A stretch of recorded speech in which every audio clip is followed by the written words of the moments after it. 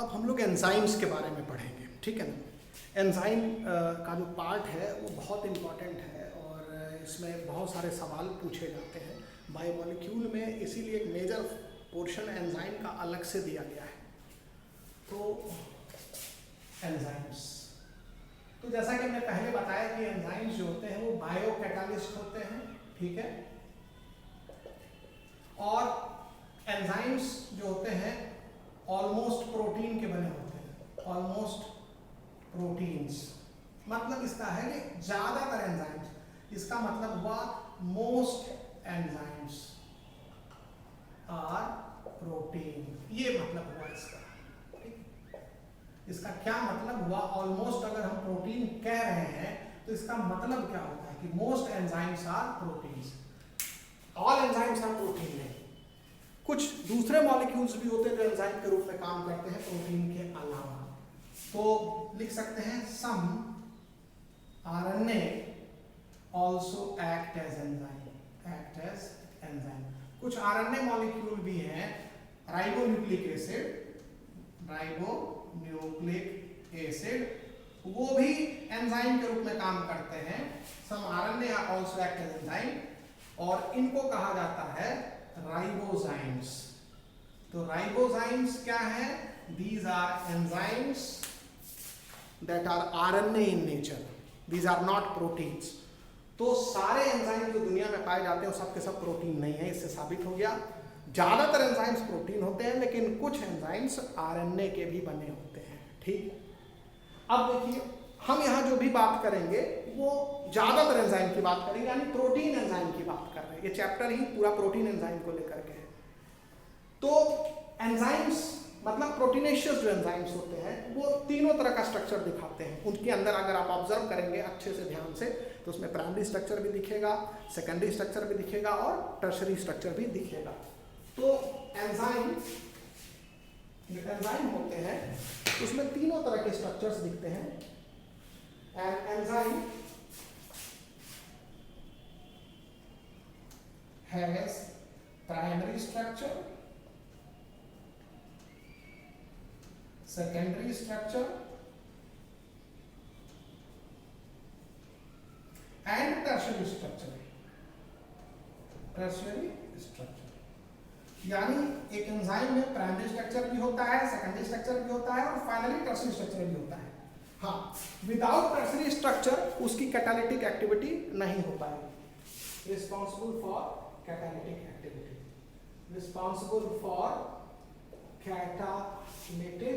Activity, ठीक। क्योंकि अगर उसमें टर्शियरी स्ट्रक्चर नहीं बनेगा, देखिए आप एंजाइम को, आप प्रोटीन को पढ़ते हैं कि एक थ्रेड होता है, स्ट्रिंग ऑफ अमीनो एसिड। ये थ्रेड ऐसे हेलिकल कॉइलिंग दिखाता है, ठीक है, जगह जगह। ये सेकेंडरी स्ट्रक्चर हो गया। और इसके बाद यही थ्रेड जो है एक दूसरे पर ऐसे लिपट जाता है, ठीक है, ऐसे। तो ये हो गया टर्शियरी स्ट्रक्चर। 3 डिग्री स्ट्रक्चर को ही टर्शियरी बोलते हैं और 2 डिग्री स्ट्रक्चर को ही सेकेंडरी बोलते हैं, ठीक है। और जब उसमें कोई फिजिकल स्ट्रक्चर नहीं, उसके बारे में इंफॉर्मेशन की बात करते हैं, कितने अमीनो एसिड है, क्या सीक्वेंस है, कितने पॉलीपेप्टाइड चेन है, तो प्राइमरी स्ट्रक्चर। तो ये टर्शियरी स्ट्रक्चर है। तो जब एंजाइम में जो प्रोटीन के थ्रेड होते हैं वो एक दूसरे को क्रिस क्रॉस कर रहे हैं, तो क्रॉस कर रहे हैं, ये देखो ऐसे गया, फिर ये ऐसे क्रॉस किया, फिर ऐसे आया, फिर ये इसको क्रॉस किया, इसको क्रिस क्रॉस कहते हैं। तो एनसीईआरटी में लिखा है कि जब बैकबोन जो प्रोटीन का है वो फोल्ड होगा, फिर और फोल्ड होगा और थ्रेड एक दूसरे को क्रिस क्रॉस करेगा, तो उस क्रिस क्रॉस करने से इसमें आपको ऐसे साइट्स मिलेंगे। ये दो साइट मिलेगा, ये दो साइट मिलेगा, इन्हीं को एक्टिव साइट कहेंगे। क्या कहेंगे? Active site. तो एक्टिव साइट क्रिवाइसेस या पॉकेट्स बनते हैं टर्शियरी स्ट्रक्चर के कारण, तो उसको एक्टिव साइट कहा जाता है। तो जो हम एंजाइम में एक्टिव साइट दिखाते हैं वो टर्शियरी स्ट्रक्चर के कारण बनता है, ठीक है। तो यानी कि हम जब कह रहे हैं कि tertiary structure is responsible for catalytic activity, तो क्यों कह रहे हैं? क्योंकि टर्शियरी स्ट्रक्चर बनते समय ही एक्टिव साइट्स बनते हैं, because active sites are formed in tertiary structure, in tertiary structure. और जब आप हाई टेम्परेचर लगाएंगे या पीएच बहुत ज्यादा चेंज कर देंगे तो ये टर्शियरी स्ट्रक्चर टूट जाएगा। ये धागे जो है वो अलग अलग हो जाएंगे या फिर टूट जाएगा बीच से, तो ये क्रीमाइसेस या पॉकेट्स खत्म हो जाएंगे। तो जब एक्टिव साइट खत्म हो जाएगा तो एंजाइम जो है वो अपना कैटालिटिक एक्टिविटी नहीं कर पाएगा, क्योंकि इन्हीं एक्टिव साइट में सबस्ट्रेट घुस करके प्रोडक्ट में चेंज होता है और प्रोडक्ट बन के फिर बाहर आ जाता है। तो एक्टिव साइट अगर नहीं रहेगा तो सबस्ट्रेट घुसेगा किस में, और वहां जाकर के प्रोडक्ट में चेंज नहीं हो पाएगा और प्रोडक्ट फिर बाहर नहीं निकलेगा, बनेगा ही नहीं तो क्या बाहर आएगा।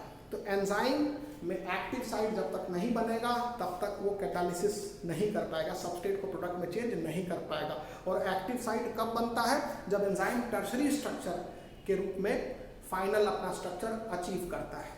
हम समझेंगे कि एंजाइम्स कैसे किसी रिएक्शन के रेट को बढ़ा देते हैं, यानी कि जो सबस्ट्रेट से प्रोडक्ट बनता है अब वह ज्यादा बनने लगता है इन अ गिवन टाइम, तो रेट ऑफ रिएक्शन बढ़ गया। रेट मतलब समय, तो पर यूनिट टाइम प्रोडक्ट का फॉर्मेशन इंक्रीज कर जाता है एंजाइम के प्रेजेंस से। ठीक है, तो एंजाइम क्या करते हैं, वो किसी भी केमिकल रिएक्शन के एक्टिवेशन एनर्जी को कम कर देते हैं। They lower the activation energy of a chemical reaction, और उससे रेट ऑफ रिएक्शन बढ़ जाता है। अब इसको हम लोग डिटेल में समझेंगे। देखिए, हर सेल में थाउजेंड्स ऑफ रिएक्शंस चलते हैं जो कि सेल के जिंदा रहने के लिए जरूरी है, और हर रिएक्शन यानी केमिकल रिएक्शन के ऑपरेशन के लिए, उसके चलने के लिए कुछ ना कुछ एनर्जी की जरूरत पड़ती है, कम या ज्यादा। तो यदि हम एक सेल में जितने भी रिएक्शंस चल रहे हैं उन सबकी एनर्जी रिक्वायरमेंट को जोड़ लें तो वो इतनी ज्यादा एनर्जी की जरूरत पड़ेगी कि सेल के पास उतनी एनर्जी रहती ही नहीं है। तो फिर जो भी एनर्जी सेल के पास मौजूद रहेगी उससे केवल कुछ ही रिएक्शन चल पाएंगे, और सारे रिएक्शन एक दूसरे से डायरेक्टली या इनडायरेक्टली जुड़े रहते हैं, तो अल्टीमेटली आप देखेंगे कि कोई रिएक्शन चलेगा ही नहीं, क्योंकि एक रिएक्शन दूसरे पर डिपेंड करता है, दूसरा तीसरे पर डिपेंड करता है। तो ज्यादातर मेटाबॉलिक रिएक्शन इंटरडिपेंडेंट होने के वजह से अगर एक दो रिएक्शन, तीन रिएक्शन नहीं चले तो बाकी पर भी उसका प्रभाव पड़ने लगता है। तो सेल के पास इतनी सफिशिएंट एनर्जी नहीं है कि हर रिएक्शन के लिए वो इंडिपेंडेंट एनर्जी दे और सारे रिएक्शन एक साथ चल सके।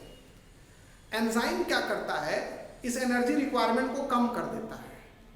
तो मान लीजिए पहले अगर 10 जूल एनर्जी की जरूरत थी सारे केमिकल रिएक्शंस के चलने के लिए सेल के अंदर, और सेल के पास मात्र 3 ही जूल एनर्जी है, तो कैसे केमिकल रिएक्शन चलेगा।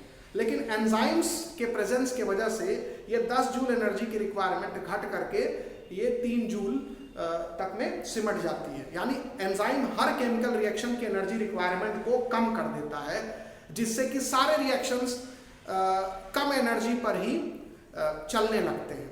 तो इसलिए एंजाइम का मतलब क्या हुआ कि ये किसी भी रिएक्शन की एनर्जी रिक्वायरमेंट को कम कर देता है। उसको टेक्निकली हम कहते हैं it lowers the activation energy of a reaction, और इस कारण एक सेल के पास जो एनर्जी की कमी है, मतलब उसके पास सफिशिएंट एनर्जी नहीं है जिससे कि उसके अंदर चलने वाले सारे रिएक्शंस विदाउट एंजाइम चल सके।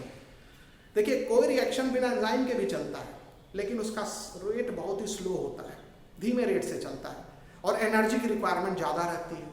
तो बिना एंजाइम के होने वाला रिएक्शन स्लो होगा और ज़्यादा एनर्जी लेगा, ऐसे समझिए। एंजाइम के प्रेजेंस में रिएक्शन फास्ट हो जाएगा, उसका रेट बढ़ जाएगा और कम एनर्जी लगेगी। ये क्लियर हो गया। तो अगर सेल के पास एंजाइम है तो कम एनर्जी भी अगर सेल के पास है तो भी सारे रिएक्शंस उसके चल जाएंगे। तो ये सिग्निफिकेंस हुआ एंजाइम का सेल में। तो सेल में एंजाइम क्यों पाया जाता है? क्योंकि सेल के पास सफिशिएंट एनर्जी नहीं है सारे रिएक्शंस को चलाने के लिए, और हर रिएक्शन एक एंजाइम के मौजूदगी में चलता है तो थोड़ी थोड़ी एनर्जी लेकर के ही वो चल जाता है। तो सेल जो है वो सारे रिएक्शंस को चला ले जाती है एंजाइम के मदद से।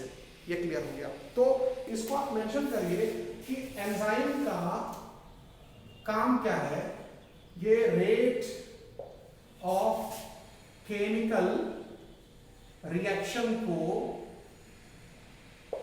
इन्हांस करता है। एरो का ऊपर का मतलब हो गया इन्हांस करता है। और दूसरा, it lowers the activation energy, activation energy of chemical reaction, यानी केमिकल रिएक्शन के एक्टिवेशन एनर्जी को वो कम कर देता है। ठीक है। जो दूसरी जो चीज हमने बताई कि सेल में थाउजेंड्स ऑफ रिएक्शंस चलते हैं, थाउजेंड्स ऑफ रिएक्शंस चलते हैं। ठीक है। दैट रिक्वायर ठीक है enormous amount of energy, enormous amount of energy in absence of enzyme, in absence of enzyme। तो एंजाइम के एब्सेंस में उनको बहुत ज्यादा एनर्जी की जरूरत पड़ती है। तो cell has thousands of reaction that require enormous amount of energy in absence of enzyme, or cells do not have such amount of energy, such amount of energy। तो सेल के पास इतनी एनर्जी नहीं होती है कि उसके अंदर जो हजारों रिएक्शन चल रहे हैं उनको वो दे सके चलने के लिए। तो फिर ये रिएक्शन चलते फिर कैसे हैं जब सेल के पास एनर्जी नहीं है? तो एंजाइम के कारण चलते हैं। हर रिएक्शन पर जब एंजाइम इन्वॉल्व हो जाता है तो उस रिएक्शन की एनर्जी रिक्वायरमेंट को कम कर देता है। ऐसे हजारों रिएक्शन की एनर्जी रिक्वायरमेंट जब कम हो जाएगी तो इतनी कम हो जाती है कि उतनी एनर्जी सेल के पास रहती है और इससे रिएक्शन सारे ऑपरेट हो जाते हैं। तो सेल में थाउजेंड ऑफ रिएक्शन जो है वो चलते हैं that require enormous amount of energy in absence of enzyme, और cell do not have such amount of energy. ठीक है। But in presence of enzyme, ठीक है ना, ठीक है, तो but in presence of enzyme energy requirement of a chemical reaction is decreased, energy requirement of a chemical reaction is decrease, क्योंकि activation energy क्या कर देता है केमिकल रिएक्शन की, वो घटा देता है, डिक्रीज। ठीक है। So in presence of enzyme, so due to enzymes even cells do not have huge energy reserves, all chemical reactions operate, सारे केमिकल रिएक्शन ऑपरेट करते हैं एंजाइम की वजह से। ठीक है। तो ये वजह है कि एंजाइम क्यों जरूरी है हर सेल में, और उसके बिना केमिकल रिएक्शंस नहीं चलेंगे सेल के अंदर, क्योंकि उनको बहुत ज्यादा एनर्जी चाहिए और जो सेल के पास नहीं है। ठीक है। और ये भी जान लेंगे कि कोई भी केमिकल रिएक्शन बिना एंजाइम के भी चलता है, लेकिन बहुत ही स्लो रेट से चलेगा और बहुत ज्यादा एनर्जी की उसको जरूरत पड़ेगी। अगर उतनी एनर्जी दे दी जाए तो रिएक्शन चलेगा। तो ये भी आप लिख लेंगे कि जो एनर्जी है, कि आप यहां लिख लेंगे any chemical reaction can operate even in absence of enzyme, ठीक है, but the rate will be slow, and it will require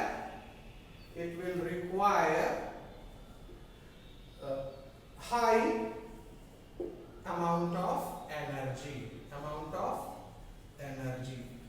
more energy, to require more amount of energy, a high amount of energy. तो कहने का मतलब हो गया कि कोई भी केमिकल रिएक्शन जो है वो बिना एंजाइम के भी चल सकता है, लेकिन बिना एंजाइम के जब वो केमिकल रिएक्शन चलेगा तो उसका रेट स्लो होगा और उसको बहुत ज़्यादा एनर्जी की जरूरत पड़ेगी। जबकि एंजाइम अगर उसी केमिकल रिएक्शन में इन्वॉल्व हो गया तो उसका रेट फास्ट हो जाएगा और उसको कम एनर्जी रिक्वायरमेंट, उसकी एनर्जी रिक्वायरमेंट कम कर देगा वो। आइए अब समझते हैं कि concept of activation energy. Concept of activation energy में हम ये डिस्कस करेंगे कि एक्टिवेशन एनर्जी क्या होती है और बिना एंजाइम के एक्टिवेशन एनर्जी और एंजाइम के प्रेजेंस में एक्टिवेशन एनर्जी में क्या अंतर होता है, और एक रिएक्शन जो है वो फास्ट और स्लो कैसे हो जाता है एंजाइम के प्रेजेंस और एब्सेंस से। ठीक है, चलिए अब देखें, उसको एक ग्राफ की मदद से समझते हैं। मान लीजिए एक रिएक्शन है A प्लस BC एक बायोमोलिक्यूल है, एक बायोमोलिक्यूल है, और इसके बीच में रिएक्शन हुआ तो जो नया बायोमोलिक्यूल बना वो AB बना और फिर C बना। तो एक रिएक्शन है A plus BC is equal to, मतलब इससे जो बना प्रोडक्ट बना AB और C। ठीक, तो इसका मतलब ये हो, ये इनको बोल देंगे सबस्ट्रेट।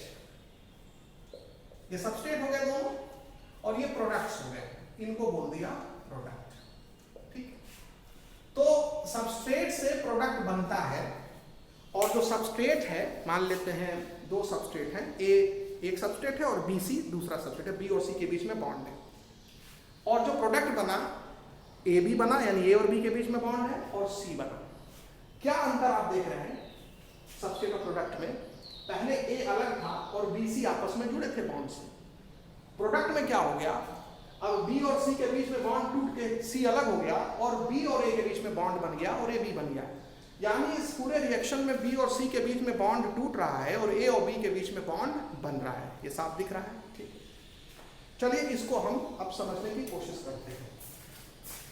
मान लीजिए ये एक एक्सिस है और एक एक्सिस ये, इसको समझिए। अब इसमें ये ध्यान रखना है कि ये पोटेंशियल एनर्जी वाला एक्सिस है, y एक्स को y बोलते हैं, इसको x एक्सिस बोलते हैं। तो ये y एक्सिस हो गया और ये x एक्सिस हो गया। ठीक है, x एक्सिस हो गया। तो y एक्सिस जो है वो पोटेंशियल एनर्जी को दिखाता है। तो ये लिख लेंगे, पोटेंशियल एनर्जी के वैल्यू को दिखाता है। ठीक है, P मैं लिख देता हूँ शॉर्ट। और ये प्रोग्रेस ऑफ रिएक्शन, यानी सबस्ट्रेट के डिफरेंट स्टेजेस को दिखाता है, substrate stage, transition stage, product stage. तो प्रोग्रेस ऑफ रिएक्शन,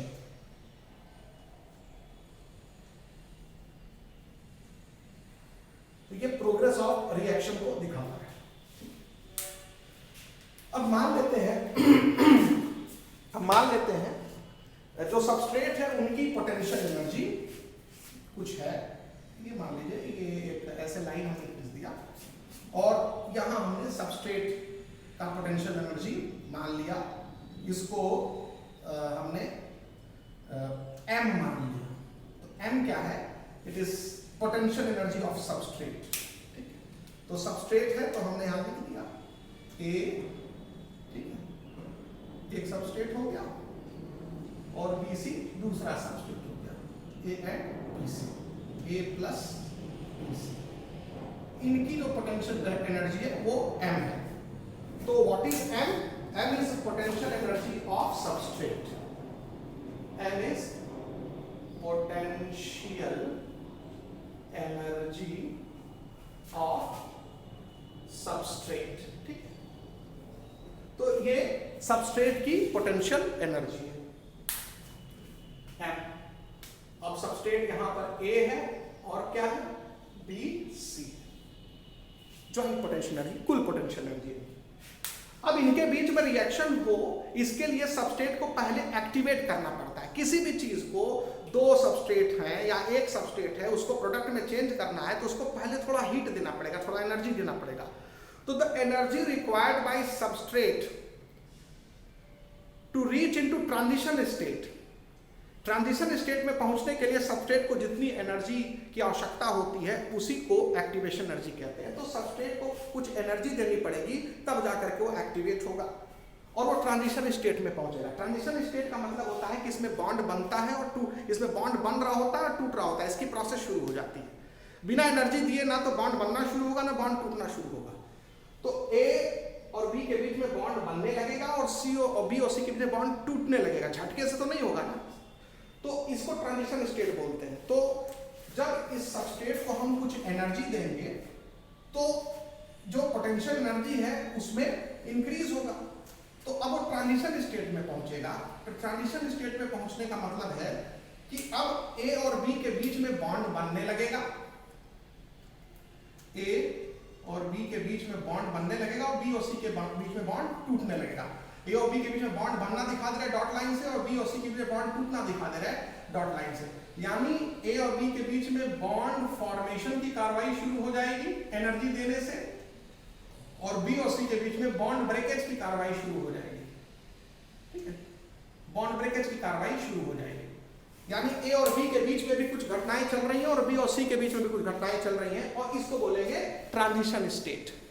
तो ये ट्रांजिशन स्टेट पर पहुंच गया है सबस्ट्रेट और ट्रांजिशन स्टेट पर जब स्टेट पर पहुंच गया है सबस्ट्रेट तब इसकी जो पोटेंशियल एनर्जी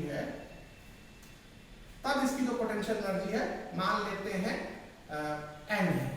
ठीक, तो व्हाट इज एन?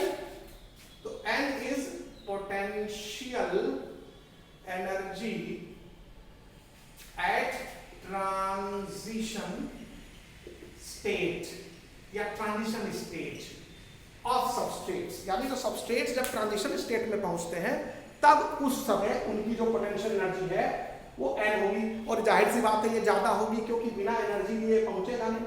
तो पहले इसके पास एनर्जी एम थी और उसको जब और एनर्जी सप्लाई करेंगे तो अब उसकी ट्रांजिशन एनर्जी, अब उसकी जो स्टेट होगी ट्रांजिशन स्टेट जब पहुंचेगा तब उसकी पोटेंशियल एनर्जी देखेंगे तो एन मिलेगी।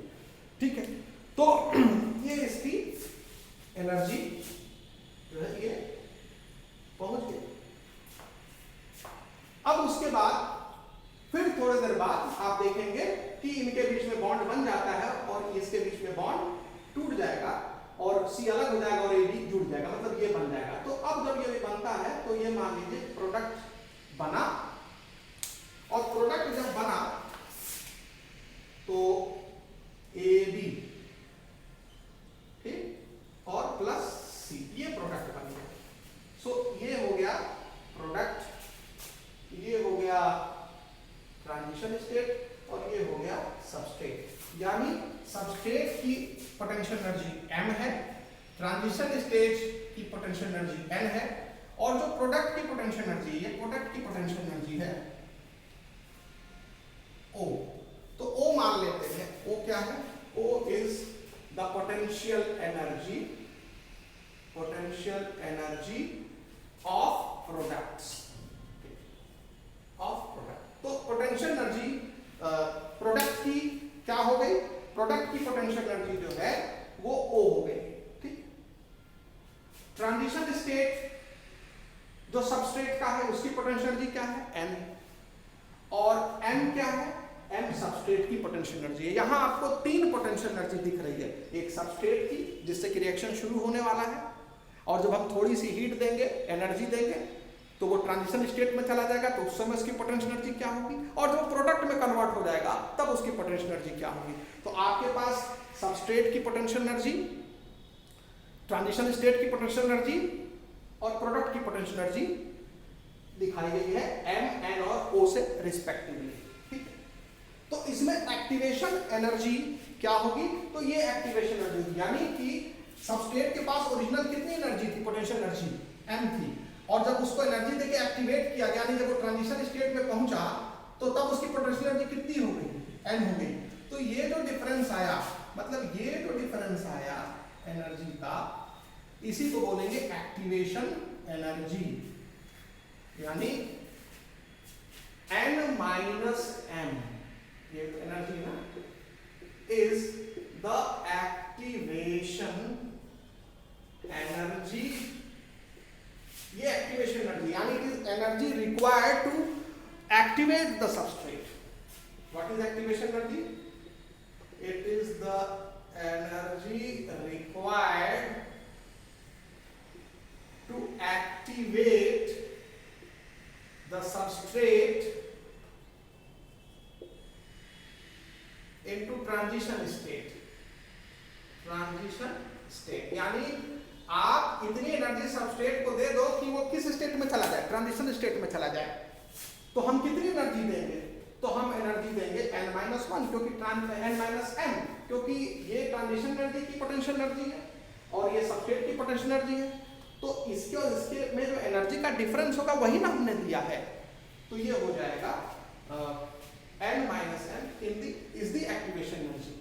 लेकिन ये जो रिएक्शन आप देख रहे हैं ये विदाउट एंजाइम है, विदाउट एंजाइम, इसमें कहीं एंजाइम नहीं आपको दिख रहा है। अच्छा एक और चीज देखिए आप, यहाँ जो प्रोडक्ट की एनर्जी है और जो सबस्ट्रेट की एनर्जी है उसमें किसका ज्यादा है? सबस्ट्रेट का ज्यादा है और प्रोडक्ट की एनर्जी कम है। यानी सबस्ट्रेट के पास एनर्जी ज्यादा है, प्रोडक्ट की एनर्जी कम है। यानी जब सबस्ट्रेट से प्रोडक्ट बनेगा तो एनर्जी रिलीज होगी। तो कहेंगे अरे एनर्जी रिलीज होगी, अभी तो आप कह रहे हैं इसको एक्टिवेशन एनर्जी देंगे। बिल्कुल, नेट फाइनली जब आप हिसाब किताब करेंगे एनर्जी लिया दिया, देखो पहले एनर्जी लेगा, एनर्जी बढ़ी, एनर्जी बढ़ी, एनर्जी बढ़ी, यहाँ पहुंच गई। अगर फिर प्रोडक्ट में कन्वर्ट होने आएगा तो फिर वो उसकी एनर्जी निकलने लगेगी उससे। यानी उसको जितनी एनर्जी दी गई थी, समझ में आ रहा है ना? तो जब वो लौटेगा तो एक रास्ते में वो वाला एनर्जी लेवल पड़ेगा ना सबस्ट्रेट का, तो फिर वो एनर्जी रिलीज भी तो करेगा, तभी तो वो उसका एनर्जी सबस्ट्रेट के बराबर आएगा और उससे भी कम चला जाएगा, तो ये भी एक्स्ट्रा एनर्जी वो देगा। यानी कि फाइनली अगर आप देखेंगे तो जितनी एनर्जी लिया और जितनी एनर्जी निकाला उसमें निकालने वाली एनर्जी ज्यादा हो गई ना। तो निकालने वाली जब एनर्जी ज्यादा हो गई तो नेट यहां से यहां तक आने में जितनी एनर्जी लिया था यहां से यहां तक आने में उतनी एनर्जी निकाल दिया, यानी ये जीरो हो गया और प्लस इतनी एनर्जी और एक्स्ट्रा निकाल दिया। तो ये कौन सा रिएक्शन हुआ? ये एक्सोथर्मिक रिएक्शन हुआ। कौन सा रिएक्शन हुआ? एक्सोथर्मिक रिएक्शन हुआ। यानी आप देखेंगे when potential energy of product is less than potential energy of substrate, यानी जब प्रोडक्ट का पोटेंशियल एनर्जी सबस्ट्रेट के पोटेंशियल एनर्जी से कम होता है तो रिएक्शन क्या होता है? एक्सोथर्मिक होता है, यानी एनर्जी रिलीज होती है। क्लियर हुआ? अगर यही प्रोडक्ट यहां हम बना देते, मतलब सबस्ट्रेट से ऊपर बना देते, यही लाइन हम उसको उठा के यहां कर देते, तो एक्टिवेशन एनर्जी पहुंचता और जब उतरता तो यहीं आकर रुक जाता। तब इतना एक्सेस एनर्जी किसका रहता? प्रोडक्ट का रहता है। यानी ये लाइन को अगर आप ऊपर कर दें तो ये ग्राफ नीचे ना करके ये ग्राफ सबस्ट्रेट के ऊपर यही रुक जाता है, यानी ये चीज यहां होता। तो आप ये वाली एनर्जी रिलीज देखते हैं नहीं, बल्कि ये एनर्जी जो लिया था एक्टिवेशन पर गया और वहां से जब लौटा तो नीचे पूरा इस लेवल तक नहीं आया और पहले ही रुक गया। यानी कि जितना एनर्जी लिया था उतना दिया नहीं, कुछ रख लिया, तो वो एंडोथर्मिक रिएक्शन हो जाता। तो आप देखना है सबस्ट्रेट का जो एनर्जी लेवल है उससे अगर नीचे हो गया है एनर्जी लेवल प्रोडक्ट का तो एनर्जी रिलीज होगा, और यदि उससे ऊपर अगर एनर्जी लेवल है प्रोडक्ट का तब तो उसको एनर्जी चाहिए। ठीक है ना?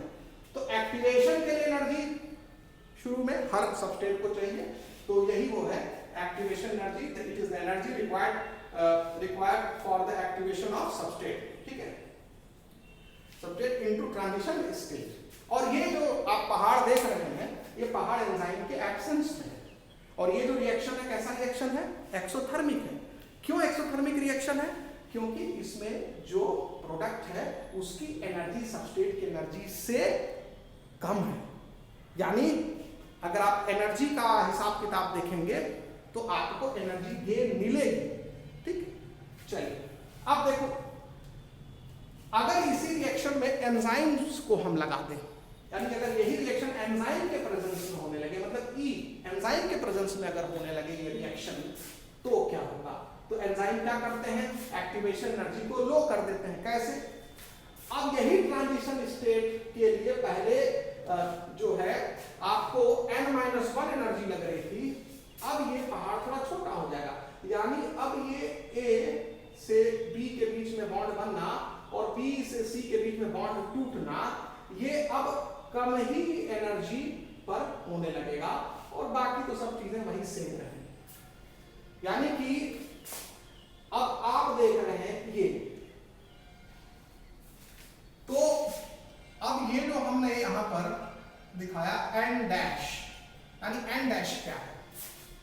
n डैश पोटेंशियल एनर्जी है, is potential energy at transition state in presence of enzyme, in presence of enzyme.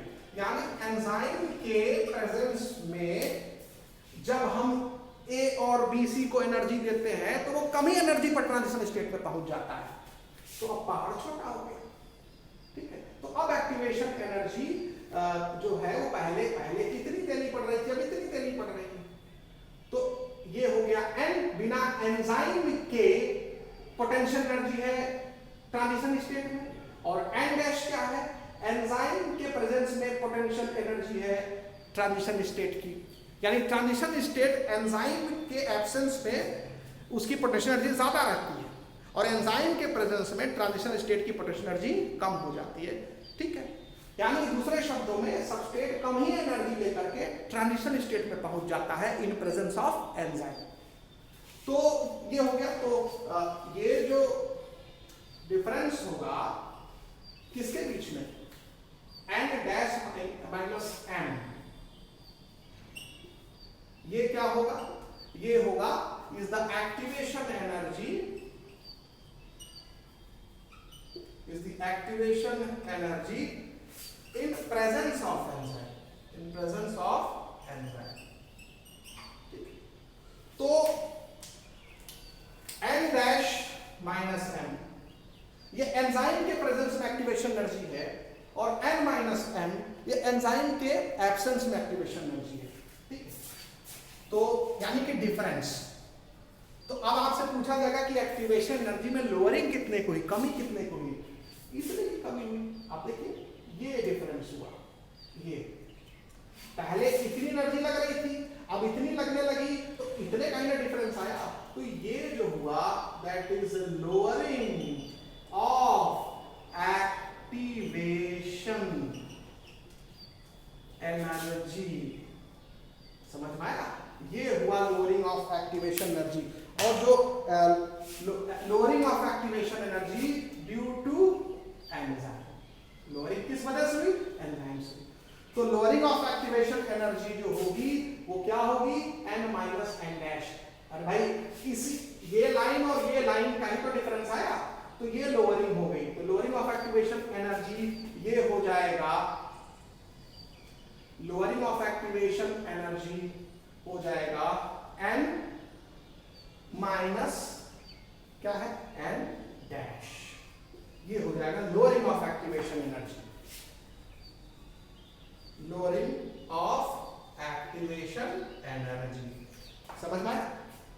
तो या तो आप इस एनर्जी में से इस एनर्जी को माइनस कर दीजिए, यानी n minus m minus n plus minus m कर दीजिए, तो भी यही वैल्यू आएगी कट कट करके।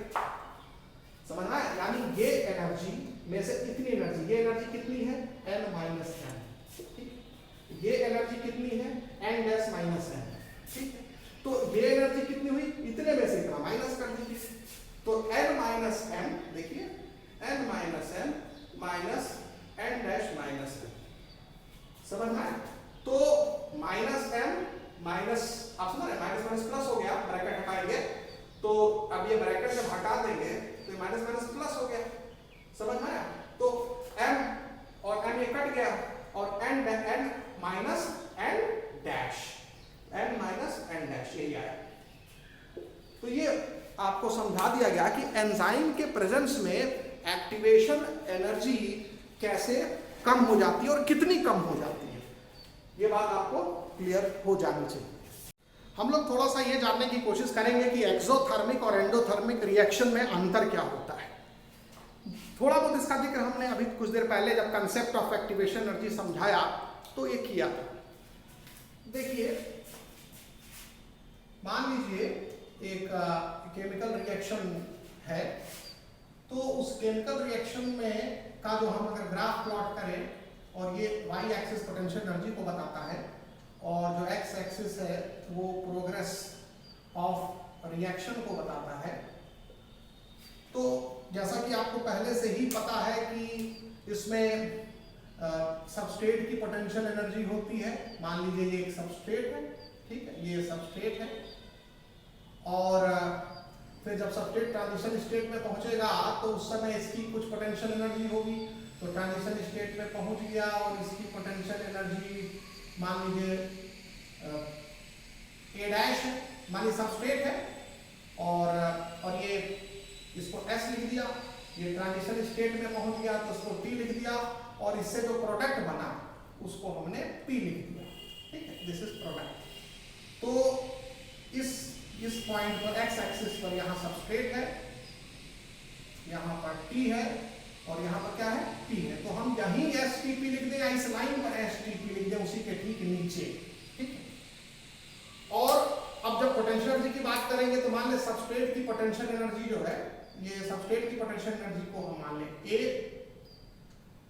ट्रांजिशन स्टेट में जो पहुंच गया सबस्ट्रेट तब इसकी पोटेंशियल एनर्जी मान लें ए डैश, और प्रोडक्ट की पोटेंशियल एनर्जी को हम मान लेते हैं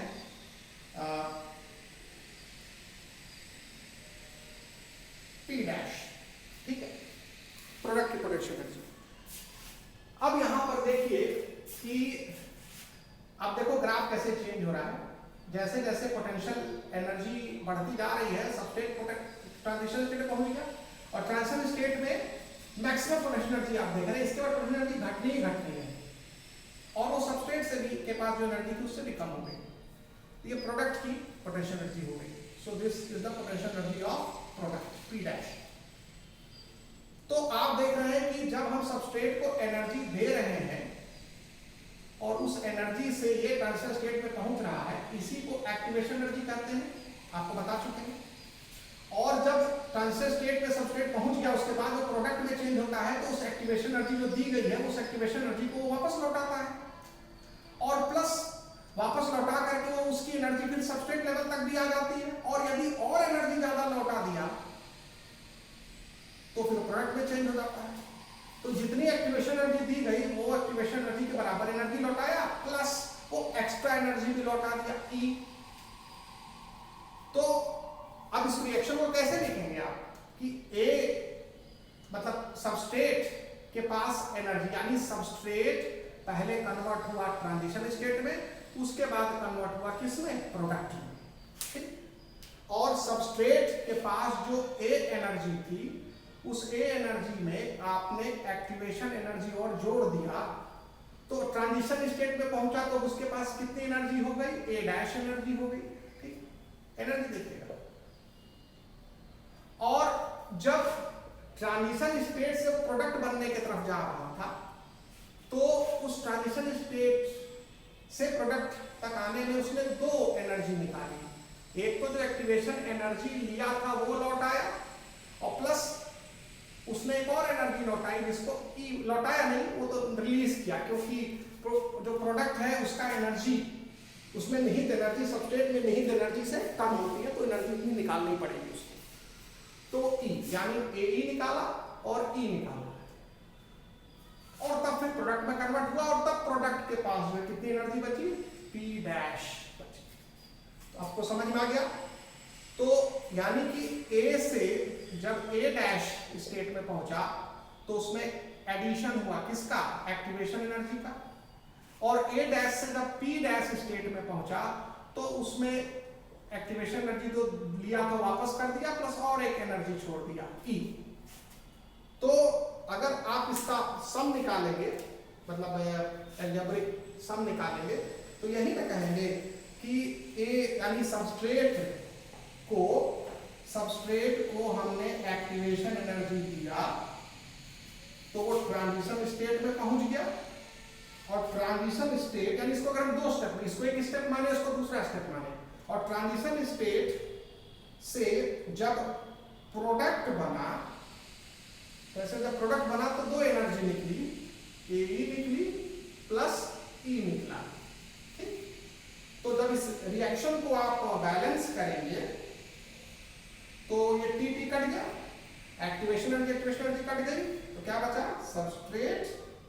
जो है वो किस में चेंज हुआ, प्रोडक्ट में चेंज हुआ।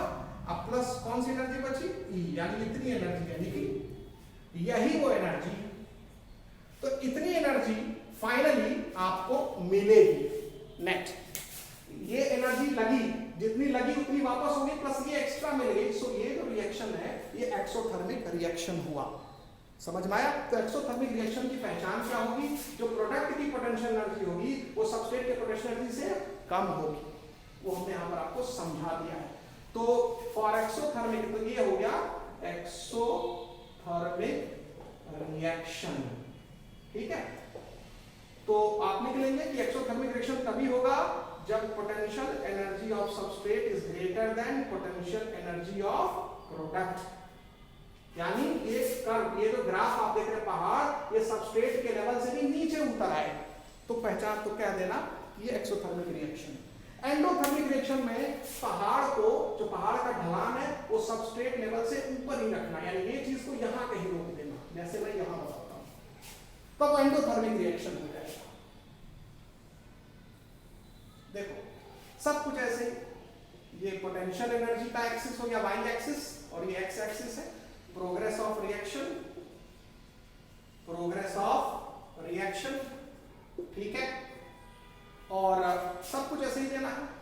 और यहां पर बस तुम्हें ये करना है कि ये सबस्ट्रेट का पोटेंशियल एनर्जी है, इसको मान लो सबस्ट्रेट, ठीक है, और ये ट्रांजिशन स्टेट में जब सबस्ट्रेट पहुंच गया तब उसका पोटेंशियल एनर्जी है, ये T हो गया, ये S हो गया, यानी इस एक्सिस पर यहाँ S लिख दो, इस एक्सिस पर यहाँ T लिख दो, और यहाँ कहीं T लिख दो, प्रोडक्ट यहाँ बन जाएगा।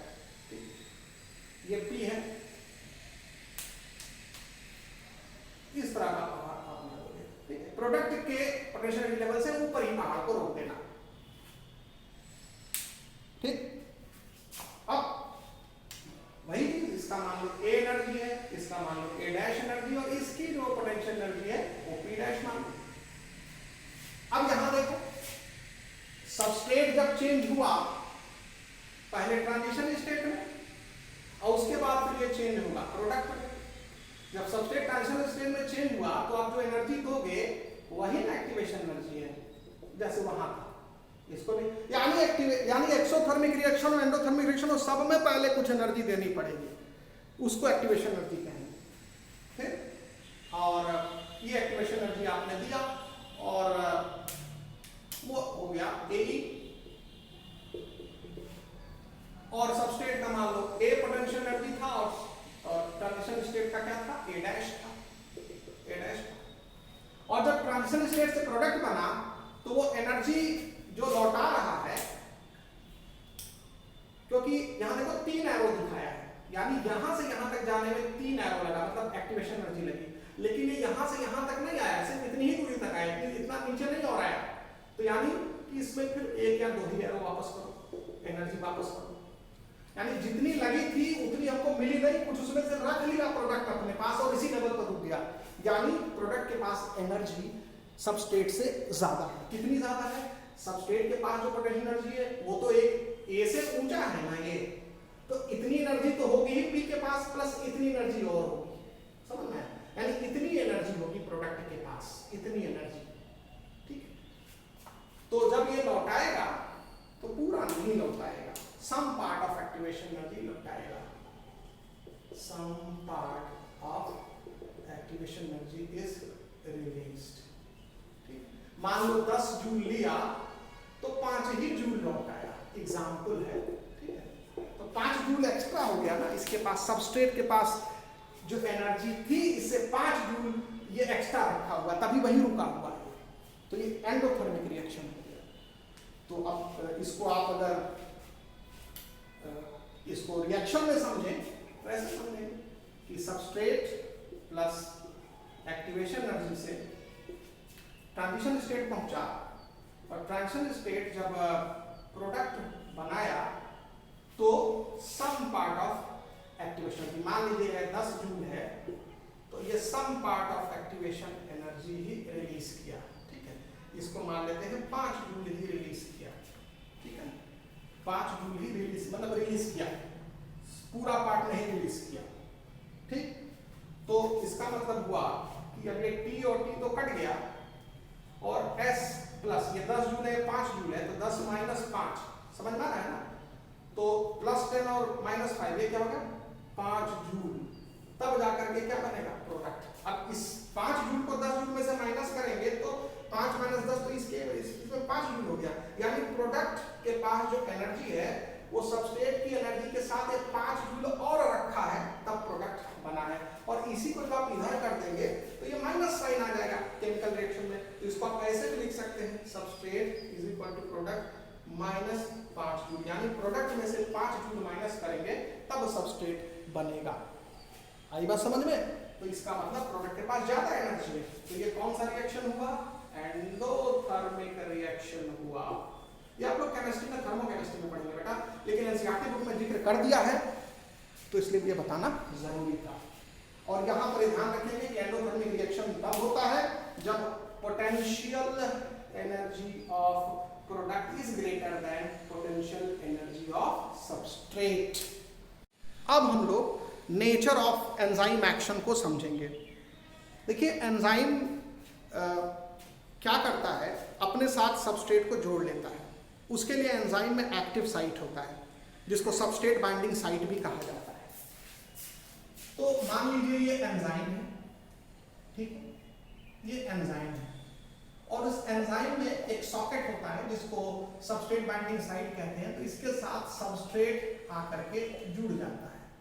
तो ये मान लेते हैं सबस्ट्रेट है, ये मान लेते हैं एंजाइम है, और एंजाइम में ये जो साइट है इसको एक्टिव साइट कहा जाता है या इसी को सबस्ट्रेट बाइंडिंग साइट कहा जाता है। तो सबस्ट्रेट बाइंडिंग साइट यानी एक्टिव साइट मौजूद होता है एंजाइम में और उससे सबस्ट्रेट जुड़ जाता है और उससे एंजाइम सबस्ट्रेट कॉम्प्लेक्स बनता है, ठीक है, एंजाइम सबस्ट्रेट कॉम्प्लेक्स बनता है। तो ये हो गया एंजाइम सबस्ट्रेट कॉम्प्लेक्स। ये शॉर्ट लिव्ड होता है, ये देर तक नहीं पाया जाता, ये शॉर्ट लिव्ड होता है, थोड़े देर के लिए होता है, ठीक है। तो ये जो एंजाइम सबस्ट्रेट कॉम्प्लेक्स होता है ये शॉर्ट लिव्ड होगा, ये भी देख लेंगे आप, शॉर्ट लिव्ड होता है। इसके बनने के बाद अब ये जो सबस्ट्रेट मॉलिक्यूल है इसमें कुछ बॉन्ड्स होते हैं वो टूटते हैं और कुछ नए बॉन्ड्स बनते हैं। मान लो 2 सबस्ट्रेट होंगे तो उनके बीच में नया बॉन्ड बनेगा, कुछ बॉन्ड टूटेगा। तो एक मॉडल डायग्राम है, तो bond formation and bond breakage होता है इन द एक्टिव साइट। एक तरह से एंजाइम का जो एक्टिव साइट है उसका इंटरैक्शन होता है सबस्ट्रेट के साथ और सबस्ट्रेट में वो परिवर्तन करता है जिससे सबस्ट्रेट प्रोडक्ट में चेंज होता है। तो इसके बाद इसी में प्रोडक्ट बन जाता है, लेकिन वो प्रोडक्ट भी एंजाइम के साथ कुछ देर के लिए जुड़ा रहता है। ये मान लीजिए प्रोडक्ट बन गया, इसका इसी में हमने थोड़ा सा शेप चेंज कर दिया है।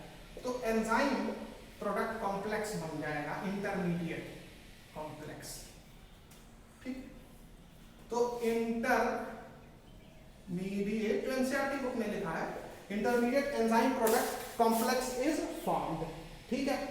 और इसके बाद फिर ये एंजाइम प्रोडक्ट कॉम्प्लेक्स जो है ये ईपी कॉम्प्लेक्स, फिर ये प्रोडक्ट इसमें से निकल के बाहर हो जाएगा और एंजाइम जो है वो अलग हो जाएगा, एंजाइम अलग हो जाएगा, ठीक है। तो ये प्रोडक्ट बन गया और ये अनचेंज्ड एंजाइम, एंजाइम में कोई परिवर्तन नहीं होता, एंजाइम जैसा था वैसा ही रहेगा, अनचेंज्ड एंजाइम, ये ध्यान रखना है, ठीक है।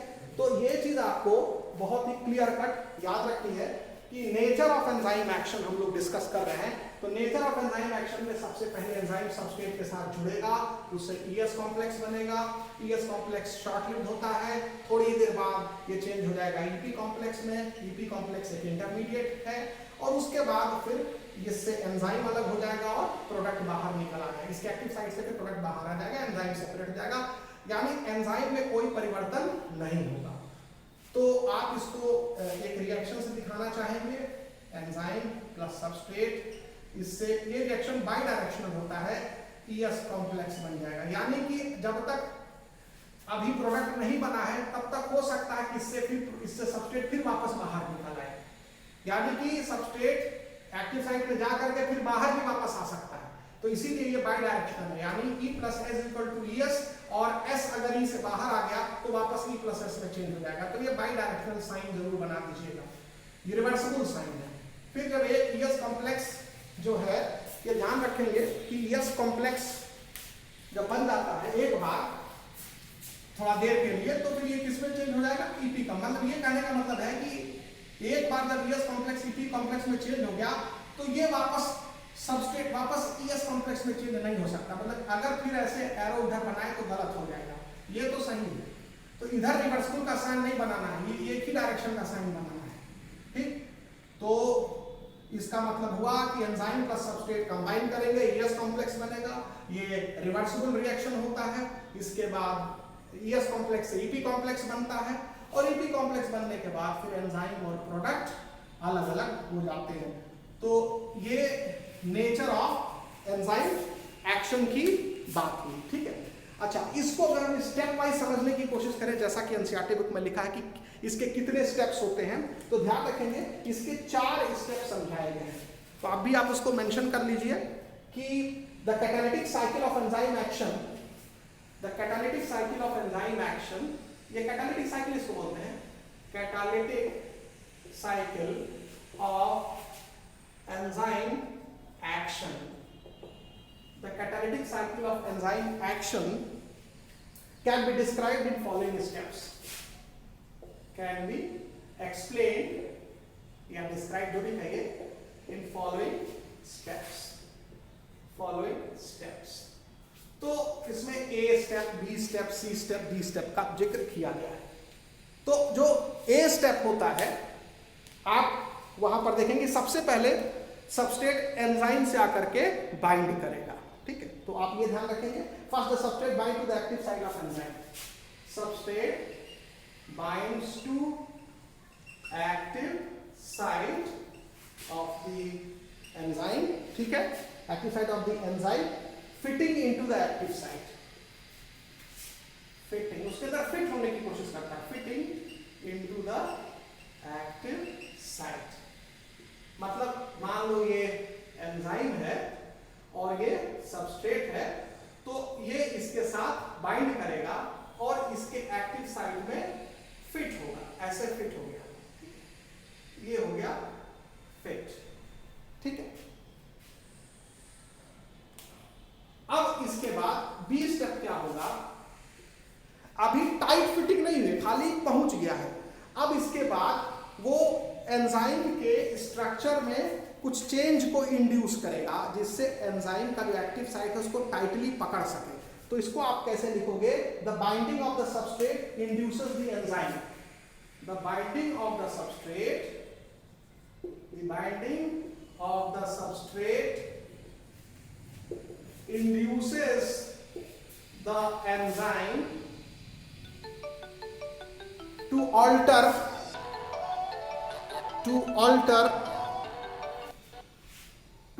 its shape or structure, ठीक है ना, to alter its shape or structure, to alter its shape, fitting more tightly, मतलब और टाइट फिटिंग लाएगा, fitting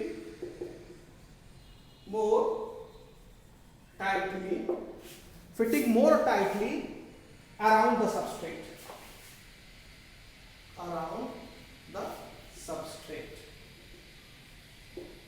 ध्यान से सुनिए।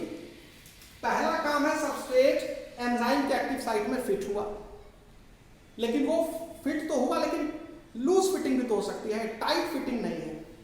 तो जैसे ही बाइंड करेगा तो उससे क्या होगा, एंजाइम के शेप में अल्टरेशन को इंड्यूस करेगा, कि एंजाइम अपना शेप को थोड़ा बहुत अल्टर करे, ज्यादा नहीं, जिससे कि और टाइटली पकड़ ले सबस्ट्रेट को जो कि उसके एक्टिव साइट में घुसा हुआ है।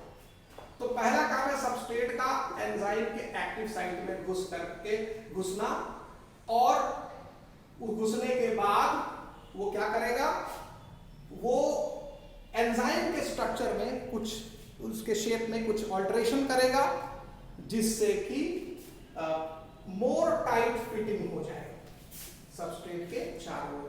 इसका मतलब इस चित्र को अभी आप देख रहे हैं गैप दिख रहा है सबस्ट्रेट और एंजाइम के बीच में, तो ये गैप दिखना बंद हो जाए, टाइट फिटिंग एकदम आप दिखा देंगे, एकदम से गैप ही ना दिखे। अब देख रहे हैं ये चीज, ये टाइट फिटिंग, मतलब केवल अभी पहले फिटिंग हुई थी,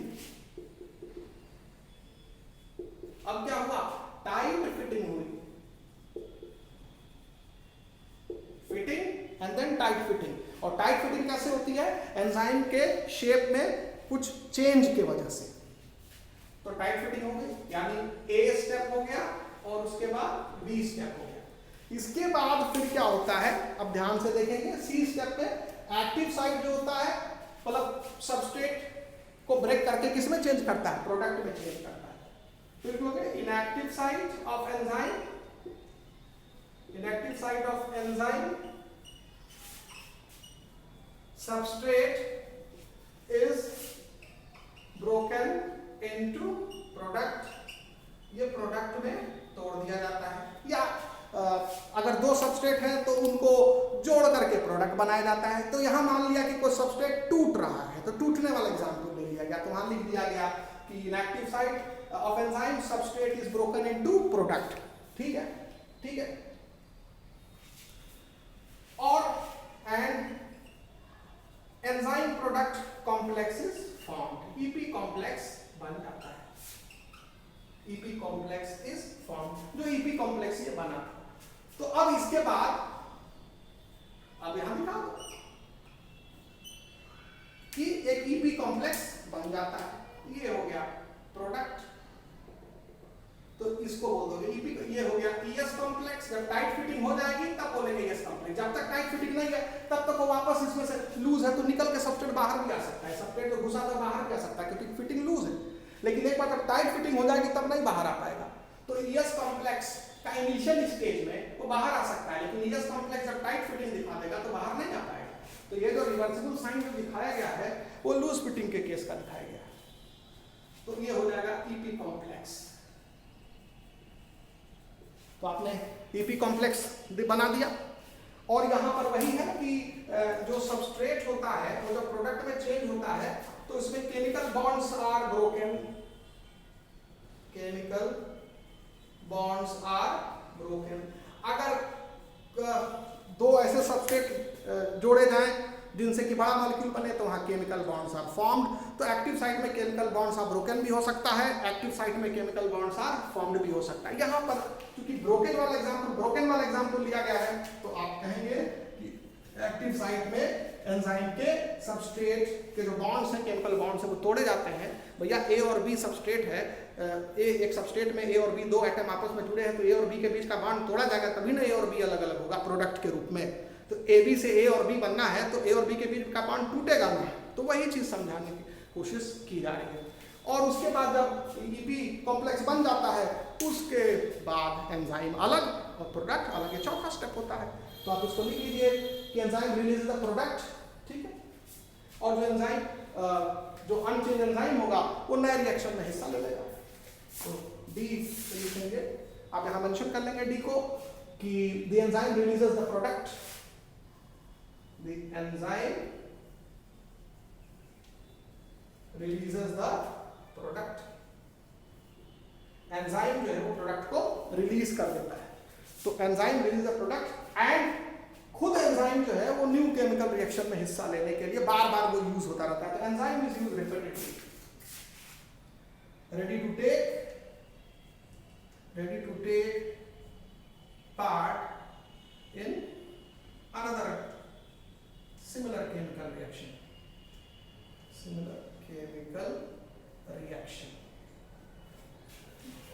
So the enzyme is release the product and ready to take part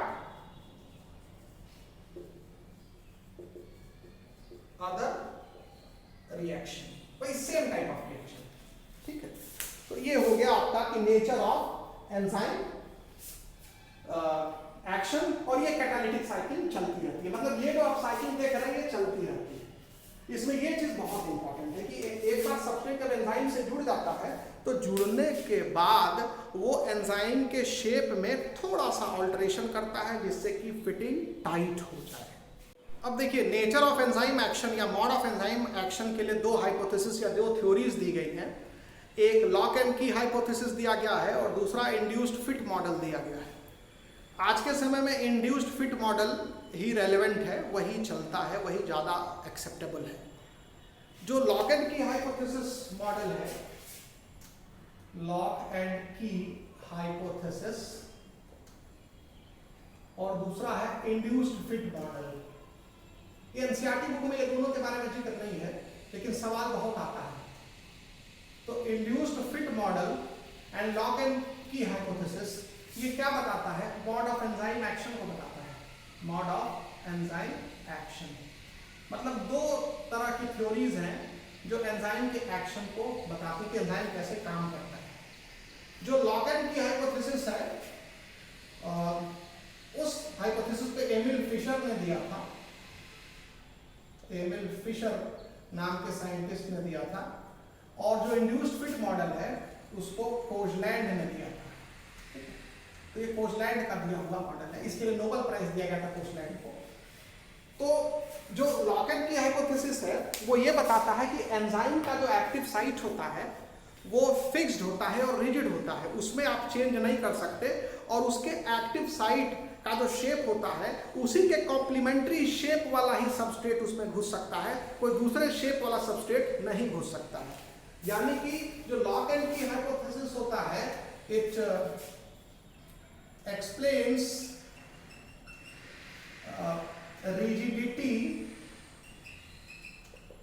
rigidity of active site. यानी ये बताता है कि एंजाइम के एक्टिव साइट जो होते हैं वो रिजिड होते हैं, नॉट फ्लेक्सिबल।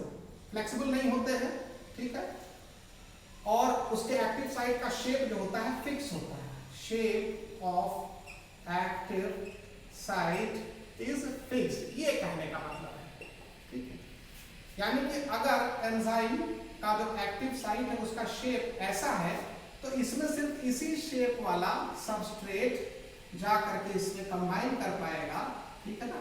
ये वाला कंबाइन नहीं कर पाएगा, ये वाला भी कंबाइन नहीं कर पाएगा, क्योंकि इसका शेप और इसका शेप देखिए रेक्टेंगुलर शेप है तो रेक्टेंगुलर सबस्ट्रेट ही जा पाएगा इसके अंदर। तो सबस्ट्रेट 3 है, S1, S2, S3, केवल S2 ही जाकर के इस एंजाइम से कंबाइन कर पाएगा, S1 नहीं जाके कंबाइन कर पाएगा, S3 जाके नहीं कंबाइन कर पाएगा, क्योंकि इसके शेप के कॉम्प्लीमेंट्री जो सबस्ट्रेट होगा वही जाकर के उस एक्टिव साइट में फिट हो पाएगा, ठीक है। तो ये रिजिडिटी ऑफ एक्टिव साइट को बताता है, यानी एक्टिव साइट का शेप फिक्स होता है, ठीक। और इसी को लॉक एंड की हाइपोथेसिस से एमिल फिशर ने समझाया था। लॉक एंड की हाइपोथेसिस जैसे है कि जो ताला है वो हर चाबी से नहीं खुलता, हर ताले की अलग अलग चाबी होती है, अलग तरह का ताला अलग चाबी, अलग तरह का ताला अलग तरह की चाबी। दो अलग अलग ताले हैं तो दोनों अपनी ही अपनी चाबी से खुलेंगे, ठीक है ना। तो यहाँ पर जैसे ये लॉक है, आप देखिए ये ताला है, ये लॉक हमने बना दिया है, कुछ इस तरह का लॉक आप देखते होंगे कुंडी वाला, ठीक है। ये ताला है और ये चाबी मान लीजिए, हर ताले की अपनी एक पर्टिकुलर चाबी होती है। चाबी में देखते होंगे नॉच का शेप अलग अलग होता है, किसी चाबी में नॉच ऐसे ऐसे बना रहता है, ध्यान से देखिए, ठीक है ना। अब किसी चाबी में अगर नॉच देखेंगे तो ऐसे ऐसे नॉच बना रहता है, फर्क है कि नहीं है। यानी ये देखिए इसका ताला अलग होगा, इसका ताला अलग होगा। तो यहाँ पर ताले को सबस्ट्रेट मान लेते हैं और एंजाइम को क्या मान लेते हैं, चाबी को क्या मान लेते हैं, एंजाइम मान लेते हैं, ठीक है। और ये एंजाइम के एक्टिव साइट्स हैं, चाबी का जो ये नॉच है ये एक्टिव साइट है। तो ये भी पूछ देता है कि लॉक एंड की हाइपोथेसिस में की किसके इक्विवेलेंट है, की एंजाइम के इक्विवेलेंट है, और लॉक किसके इक्विवेलेंट है, लॉक सबस्ट्रेट के इक्विवेलेंट है, ये ध्यान रखिएगा। और इसके बाद जब ये चाबी इस ताले में घुसेगी तो इस सबस्ट्रेट को 2 पार्ट में तोड़ देगी। तो जब पहले तो yes complex, EP complex, yes complex बनाएंगे, इसमें चाबी घुस गई, ठीक है ना, ताले के अंदर, ठीक है। तो इस स्टेज को बोलेंगे इस यस कॉम्प्लेक्स।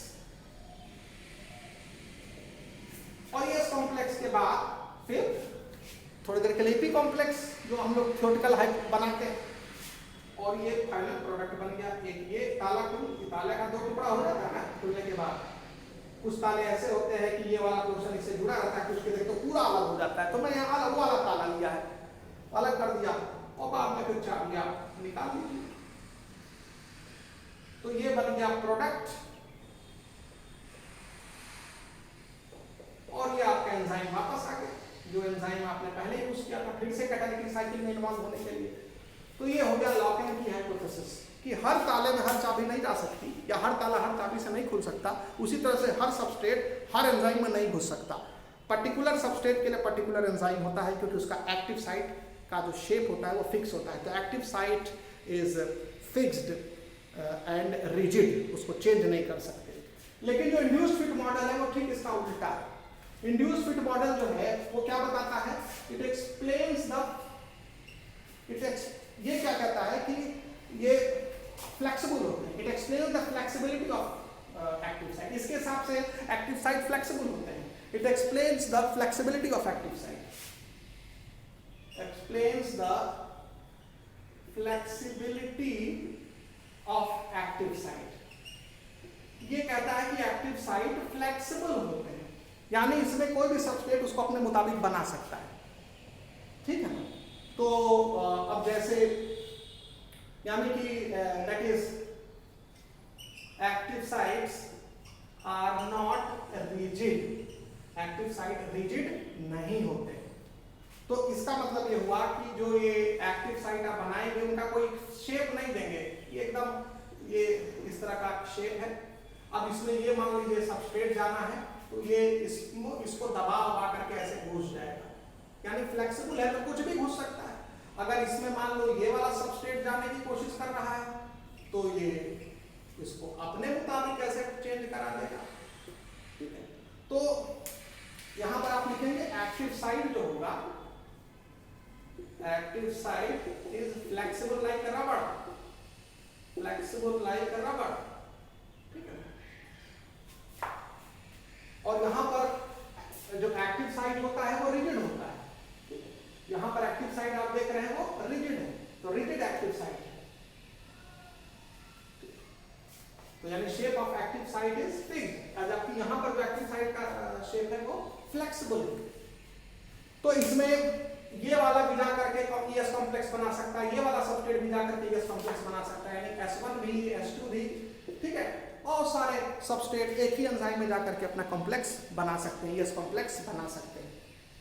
और इसी को बोलते हैं इंड्यूस्ड फिट, यानी जब सबस्ट्रेट जाता है तो एंजाइम के स्ट्रक्चर में कुछ चेंज करता है, और उस चेंज शेप में और उस चेंज से जो उसका एक्टिव साइट है वो एक फिटिंग बना लेता है उस सबस्ट्रेट के अकॉर्डिंग। तो इसी को बोलते हैं इंड्यूस्ड फिट मॉडल। इसको पोजलैंड ने दिया था और इसके लिए उनको नोबेल प्राइज मिला था, ये आपको ध्यान रखना है। ठीक है। तो ये हो गया इंड्यूस्ड फिट मॉडल। आप ऐसे समझ लो जैसे अगर आप लोहे के दस्ताने में अपना हाथ डालना चाहो और लोहे का दस्ताना अगर छोटा है तो आपका हाथ नहीं जा पाएगा, क्योंकि लोहा है, आपकी उंगली को दबा देगा, आपकी उंगली लोहे को फैला नहीं सकती है। तो ये लॉक-इन की हाइपोथेसिस हो गया। लेकिन अगर आप रबड़ के दस्ताने में अगर आप उंगली डालो, अपना हाथ डालो, तो भले ही वो थोड़ा छोटा भी होगा तो भी आपकी उंगली उसमें घुस जाएगी। अब मेरा कहने का मतलब ये नहीं है कि एक्टिव साइट इतना छोटा है, उसमें कार के जाने की जगह है और आप उसमें ट्रक घुसा रहे हैं, ये इतना भी डिफरेंस नहीं होना चाहिए सबस्ट्रेट और एक्टिव साइट के बीच में। इंड्यूस्ड फिट मॉडल का मतलब ये नहीं है कि अगर एक्टिव साइट का जितना भी दायरा है, कितना भी फैल सकता है, उसके मुताबिक ही सबस्ट्रेट को ले पाएगा। बहुत बड़ा सबस्ट्रेट होगा तो थोड़ी नहीं ले पाएगा। तो ये समझिएगा। तो लोहे के दस्ताने में उंगली डालेंगे, अपना हाथ डालेंगे, तो आपके अगर हाथ का ही दस्ताना लोहे का बना होगा तभी आप पहन पाएंगे, कोई दूसरा नहीं उसको पहन सकता। लेकिन रबड़ के दस्ताने को तो कई लोग पहन सकते हैं, भले ही थोड़ा बहुत उनके उंगलियों का साइज का जो है वो शेप का डिफरेंस होगा। ये बात समझ में आए? तो लॉक-इन की हाइपोथेसिस इस तरह के एंजाइम का नेचर ज़्यादा देखने में आता है, तो इसलिए ये ज़्यादा एक्सेप्टेबल मॉडल है। Now we will discuss about factors affecting enzyme action. ठीक है। The activity of enzyme can be altered or changed by changing the conditions that changes the tertiary structure of enzyme. यानी कि हम enzyme के action को alter कर सकते हैं, चेंज कर सकते हैं। कैसे? यदि हम उन परिस्थितियों में चेंज कर दें जिन परिस्थितियों में एंजाइम काम कर रहा है, वो सारी परिस्थितियां यदि एंजाइम के स्ट्रक्चर को चेंज कर दे। एंजाइम आपको मालूम है फंक्शनल प्रोटीन है, और फंक्शनल प्रोटीन कौन सा स्ट्रक्चर दिखाती है? Tertiary structure. यानी जो प्रोटीन टर्शरी स्ट्रक्चर दिखाती है, यानी एंजाइम जो टर्शरी स्ट्रक्चर दिखाते हैं वो अंतिम स्ट्रक्चर है। यानी उसमें प्राइमरी स्ट्रक्चर भी छुपा हुआ है, सेकेंडरी स्ट्रक्चर भी छुपा हुआ है, और उसका फाइनल जो स्ट्रक्चर है वो है टर्शरी स्ट्रक्चर। तो enzyme shows primary structure, enzyme shows tertiary structure, and the final structure of the enzyme is tertiary. Without attaining tertiary structure enzyme अपनी एक्टिविटी नहीं दिखा पाएगा। ठीक है, तो एंजाइम को अपनी एक्टिविटी कायम रखने के लिए, मेंटेन रखने के लिए उसको टर्शरी स्ट्रक्चर के रूप में रहना पड़ेगा। तो यदि हम कुछ ऐसा चेंज कर दे कंडीशंस में जो कि उसके टर्शरी स्ट्रक्चर को चेंज कर दे, तो एंजाइम का एक्शन भी प्रभावित हो जाएगा। एंजाइम काम करना बंद कर देगा, या उसकी एक्टिविटी जो है वो स्लो हो जाएगी, और बहुत सारी चीज़ें। तो ये आपको ध्यान रखना है। तो हम लोग अब डिस्कस करने जा रहे हैं फैक्टर अफेक्टिंग एंजाइम एक्शन। ठीक है, तो फैक्टर्स अफेक्टिंग एंजाइम एक्टिविटी, ये ध्यान आपको रखना है। तो फैक्टर्स अफेक्टिंग एंजाइम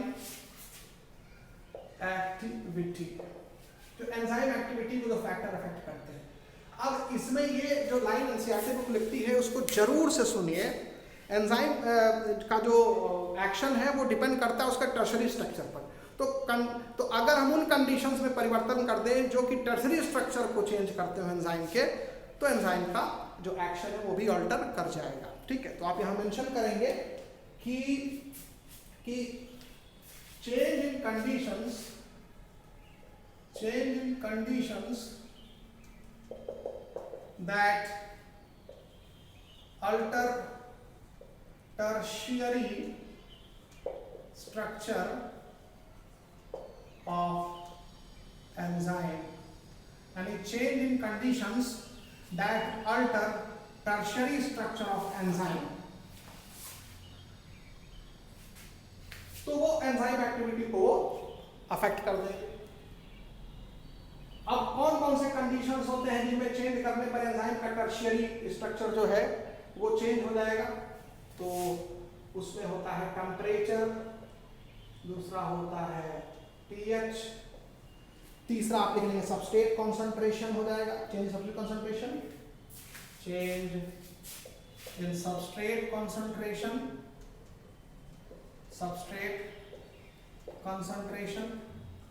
और यदि कोई केमिकल आकर के सबस्ट्रेट के साथ आपने कुछ केमिकल मिला दिया, वो केमिकल जाके बाइंड कर गया एंजाइम के साथ, तो वो भी जो है वो एंजाइम एक्टिविटी को अफेक्ट कर देगा। ठीक है, तो आप यहाँ लिख सकते हैं specific chemical binding.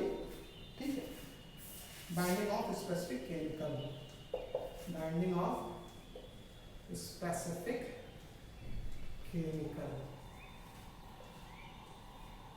Change in substrate concentration, pH, temperature. तो ये सब कुछ फैक्टर्स हैं जो कि एंजाइम के एक्टिविटी को प्रभावित करते हैं, अफेक्ट करते हैं। ठीक है, अब इसके बाद ये भी आपको ध्यान रखना है, क्योंकि एंजाइम प्रोटीन होता है तो उसमें टर्शरी स्ट्रक्चर तो पाया जाएगा। तो खाली एंजाइम ही नहीं, किसी भी प्रोटीन को ऑल्टर कर सकता है, उसके टर्शरी स्ट्रक्चर को चेंज कर सकता है। Change in temperature, change in pH, और प्रोटीन जिसके अगर एंजाइम है तो चेंज इन सबस्ट्रेट कॉन्सेंट्रेशन। लेकिन ये जो चेंज इन सबस्ट्रेट कॉन्सेंट्रेशन है, ये टर्शरी स्ट्रक्चर को कैसे चेंज करता है ये समझ में नहीं आता। ये एनसीईआरटी बुक तो लिख देती है, लेकिन टर्शरी स्ट्रक्चर बिगड़ जाएगा सबस्ट्रेट कंसंट्रेशन बढ़ाने या घटाने से, ये मैं नहीं मानता। ये एनसीईआरटी बुक में लिखा है, ये मेरा कहना नहीं है। टेम्परेचर अगर बढ़ा देंगे तो प्रोटीन का टर्शरी स्ट्रक्चर डिस्ट्रॉय हो जाएगा। टेम्परेचर अगर घटा देंगे तो प्रोटीन तो डिस्ट्रॉय नहीं होगी, उसका टर्शरी स्ट्रक्चर डिस्ट्रॉय तो नहीं होगा, लेकिन एक न्यूनतम एनर्जी भी एंजाइम के पास नहीं रहेगा टेम्परेचर कम होने से, तो वो इनएक्टिव हो जाएगा। मतलब स्ट्रक्चर में चेंज हो सकता है टेम्परेचर बहुत ज़्यादा बढ़ाने पर, पीएच चेंज करने पर, या कुछ केमिकल भी बाइंड कर जाते हैं एंजाइम से तो वो उसके स्ट्रक्चर को चेंज कर सकते हैं। लेकिन सबस्ट्रेट का मात्रा बढ़ गया, घट गया, उससे उस एंजाइम का स्ट्रक्चर कैसे चेंज हुआ ये नहीं समझ में आता। तो ये लाइन 4 में से ये जो तीसरा पॉइंट है इससे मैं सहमत नहीं हूँ। एनसीईआरटी ने बड़ा गोल मोल जनरल लिख दिया है कि change in conditions that alter tertiary structure of enzyme will affect the enzyme activity, और दीज कंडीशंस में उन्होंने 4 गिना दी हैं। तो 3 का तो समझ में आता है, ये इसके वजह से एंजाइम का टर्शरी स्ट्रक्चर प्रभावित नहीं होता, मैं जब तक जानता हूँ। ठीक, चलिए अब एनसीईआरटी बुक में लिखा तो हमने भी इस लिस्ट में आपको दिखा दिया है। अब इसके बाद जो एंजाइम होता है वो टेम्परेचर और पीएच के नैरो रेंज में काम करते हैं। तो ये नेक्स्ट अगला जो पॉइंट आप लिखेंगे कि enzyme generally function in a narrow range of temperature and pH. तो एंजाइम जनरली यहां मेंशन कर देंगे, एंजाइम जनरली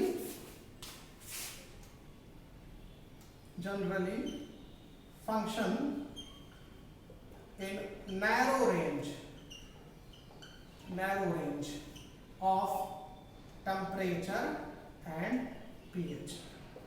नैरो रेंज का मतलब है कि बहुत थोड़े अंतर का अगर पीएच का होगा, उसी थोड़े अंतर में ही वो फंक्शनल होंगे। बहुत ज्यादा अंतर होगा तो फिर वो काम नहीं कर पाएंगे। पीएच चेंज थोड़ा ही होगा तभी उनकी एक्टिविटी मेंटेन रहेगी, टेम्परेचर चेंज थोड़ा ही होगा तभी उनकी एक्टिविटी मेंटेन रहेगी। ज्यादा टेम्परेचर चेंज कर देंगे तो उनकी एक्टिविटी प्रभावित हो जाएगी। तो एनसीईआरटी बुक लिखती है कि enzyme generally function in narrow range of temperature and pH. ठीक है, और उस नैरो रेंज में एक टेम्परेचर ऐसा होगा जिस पर वो सबसे ज्यादा हाईएस्ट एक्टिविटी दिखाएंगे, उसको ऑप्टिमम टेम्परेचर, या जो नैरो पीएच रेंज होगा उसमें एक ऑप्टिमम पीएच ऐसा होगा, एक पीएच ऐसा होगा जिस पर वो मैक्सिमम एक्टिविटी दिखाएगा, उसको ऑप्टिमम पीएच कहेंगे। तो ये जो टर्म आता है ऑप्टिमम पीएच, ये क्या है, और ऑप्टिमम टेम्परेचर क्या है। तो within the pH range, the pH at which enzyme shows maximum या highest activity, ठीक, within the pH range, the pH at which enzyme show maximum activity, उसको optimum pH कहेंगे। ऐसे ही optimum temperature क्या होगा, within the temperature range, the temperature at which enzyme show maximum activity, highest activity, तो उसको कहेंगे optimum temperature. ठीक है, तो ये आपको ध्यान रखना है। और इस ऑप्टिमम टेम्परेचर से आगे अगर टेम्परेचर बढ़ाएंगे और पीछे अगर टेम्परेचर घटाएंगे तो दोनों ही केस में एंजाइम एक्टिविटी डिक्लाइन करेंगे। इसका ग्राफ देखिए, ये मान लीजिए जो एंजाइम एक्टिविटी, इसको आप लिख लीजिए एंजाइम एक्टिविटी, इसको लिख लीजिए पीएच, यहां बना लीजिए enzyme activity, Y axis enzyme activity को बता रहा है, एक्स एक्सिस जो है वो पीएच को, वाई एक्सिस एंजाइम एक्टिविटी को बता रहा है, और ये मान लो टेम्परेचर को बता रहा है। तो मान लीजिए एक ये रेंज ऐसे बना लिया, तो आप देख रहे हैं एक खास पीएच होगा, मान लीजिए एक्स पीएच है, इस पर इसकी एक्टिविटी क्या है, मैक्सिमम एक्टिविटी है, मैक्स है, यानी एक्स पीएच पर, at X pH max activity है। अब यदि पीएच हम इससे आगे बढ़ाते हैं, लगातार बढ़ा रहे पीएच, तो ये एक्टिविटी गिर रही है, और यदि हम अगर पीएच एक्स से कम करते हैं तो भी एक्टिविटी क्या हो रही है, गिर रही है। तो वही एनसीईआरटी बुक लिखती है कि ये जो ऑप्टिमम पीएच है, तो x यानी ऑप्टिमम पीएच हुआ। क्यों ऑप्टिमम पीएच हुआ, क्योंकि इस पर एंजाइम जो है वो हाईएस्ट एक्टिविटी दिखा रहा है, यानी इतनी ज्यादा एक्टिविटी, इसकी एक्टिविटी का लेवल ये है। और जब पीएच हम यहाँ कर दे, मान लो ये कर दे पीएच, यहाँ कर दे, तो एक्टिविटी ये होगी, घट के यहाँ चली गई। तो ऑप्टिमम पीएच के आगे या ऑप्टिमम पीएच के पीछे, ऑप्टिमम पीएच से ज्यादा पीएच करने पर और ऑप्टिमम पीएच से कम पीएच करने पर एंजाइम एक्टिविटी डिक्लाइन करती है। उसी तरह से टेम्परेचर का भी यही सेम सिचुएशन होगा, ये ऑप्टिमम टेम्परेचर हो जाएगा मान लीजिए 25 डिग्री सेंटीग्रेड टेम्परेचर है, इस पर मैक्सिमम एक्टिविटी दिखा रहा है, तो बोल देंगे कि एंजाइम का जो ऑप्टिमम टेम्परेचर है वो है 25 डिग्री सेंटीग्रेड, क्योंकि एंजाइम इस पर बेस्ट एक्ट करता है, सबसे ज्यादा एक्टिविटी दिखाता है। और यदि आप टेम्परेचर आप 25 से ज्यादा बढ़ाएंगे तो देख रहे हो एक्टिविटी गिरने लगेगी, और अगर टेम्परेचर 25 से घटा दोगे तब भी एक्टिविटी गिरने लगेगी। तो एनसीईआरटी बुक जो लाइन लिखती है उसको आप ध्यान से सुनिए कि activity of enzyme decline below, तो लिखोगे एक्टिविटी ऑफ एंजाइम डिक्लाइन, तो ध्यान से आपको लिखना पड़ेगा activity of enzyme decline both below and above the optimum value, both below and above the optimum value. यानी जो एंजाइम की एक्टिविटी होती है वो घटती है, चाहे वो ऑप्टिमम वैल्यू के अबव जाएंगे या ऑप्टिमम वैल्यू के बिलो जाएंगे, ऑप्टिमम वैल्यू के अबव जाएंगे या ऑप्टिमम वैल्यू के बिलो जाएंगे in case of pH as well as temperature. ठीक है, in case of pH and temperature both. तो ये आपको ध्यान रखना पड़ेगा। अच्छा, एक चीज और यहां पर क्लियर कर लीजिएगा कि जो ये हो गया टेम्परेचर रेंज, इसको बोलते हैं टेम्परेचर रेंज, नैरो रेंज होता है। उसी तरह से इसको बोलेंगे पीएच रेंज, यानी इस रेंज में एंजाइम की कुछ ना कुछ एक्टिविटी रहेगी। यहाँ सबसे लोएस्ट एक्टिविटी रहेगी, यहाँ भी लोएस्ट एक्टिविटी रहेगी, दो मिनिमा और एक मैक्सिमा, ये मैक्सिमा और ये दोनों मिनिमा, ये मैक्सिमा और ये दोनों मिनिमा। ये टेम्परेचर रेंज है, यानी टेम्परेचर का वो रेंज जिसमें एंजाइम कुछ ना कुछ एक्टिविटी दिखाता है, चाहे वो हाईएस्ट हो या लोएस्ट, वो टेम्परेचर रेंज। ठीक है, इससे और कम टेम्परेचर कम कर देंगे तो एंजाइम की एक्टिविटी जीरो हो जाएगी, इसके आगे कर देंगे तो एंजाइम की एक्टिविटी जीरो हो जाएगी। तो इसका मतलब हो गया एट हाई टेम्परेचर, बहुत ज्यादा टेम्परेचर कर देने पर क्या होगा, enzyme get denatured, enzyme get denatured. Denature का मतलब होता है इसका टर्सरी स्ट्रक्चर नष्ट हो गया, प्रोटीन का नष्ट, एंजाइम प्रोटीन है, प्रोटीन का स्ट्रक्चर ही डिस्ट्रॉय हो गया। अंडा उबल जाता है, अंडा देखो जब तक उबला नहीं रहता तब तक लिक्विड रहता है, वो टर्सरी स्ट्रक्चर है, और जैसे उसको उबाल दिया वो क्या हो गया, टर्सरी पर जो भी स्ट्रक्चर हो उसका टर्सरी स्ट्रक्चर क्या होगा, डिस्ट्रॉय होगा, डीनेचुरेशन होगा, प्रोटीन का स्ट्रक्चर डिस्ट्रॉय हो गया। तो ध्यान रखिएगा कि एंजाइम गेट डीनेचर्ड मतलब loss of tertiary structure, loss of tertiary structure, और ये परमानेंट इनएक्टिवेशन है। एक बार अगर टेम्परेचर हाई कर दिया और एंजाइम इनएक्टिव हो गया तब वो फिर से एक्टिव कभी नहीं हो सकता, क्योंकि वो जो इनएक्टिव हुआ है अपना प्रोटीन का स्ट्रक्चर लूज करने की वजह से इनएक्टिव हुआ। तो एट हाई टेम्परेचर, ध्यान से सुनिएगा, एंजाइम गेट डीनेचर्ड, यानी ये परमानेंट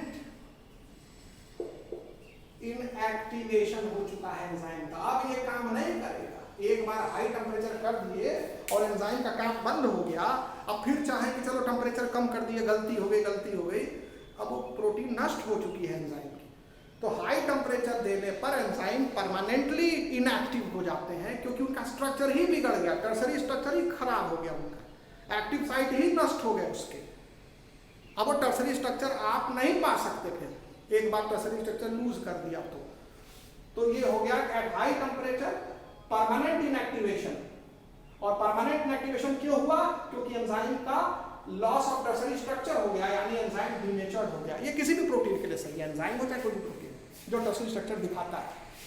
और एट लो टेम्परेचर क्या होगा, एट लो टेम्परेचर अगर टेम्परेचर लो है तो एट लो टेम्परेचर यानी कि ऑप्टिमम रेंज से भी कम कर दिया तो ये एंजाइम टेम्पोररी इनएक्टिवेशन दिखाते हैं। ठीक है, टेम्पोररी इनएक्टिवेशन, यानी ये जैसे टेम्परेचर बढ़ाएंगे फिर से एक्टिव हो जाएंगे, यानी लो टेम्परेचर होने से protein structure is not lost.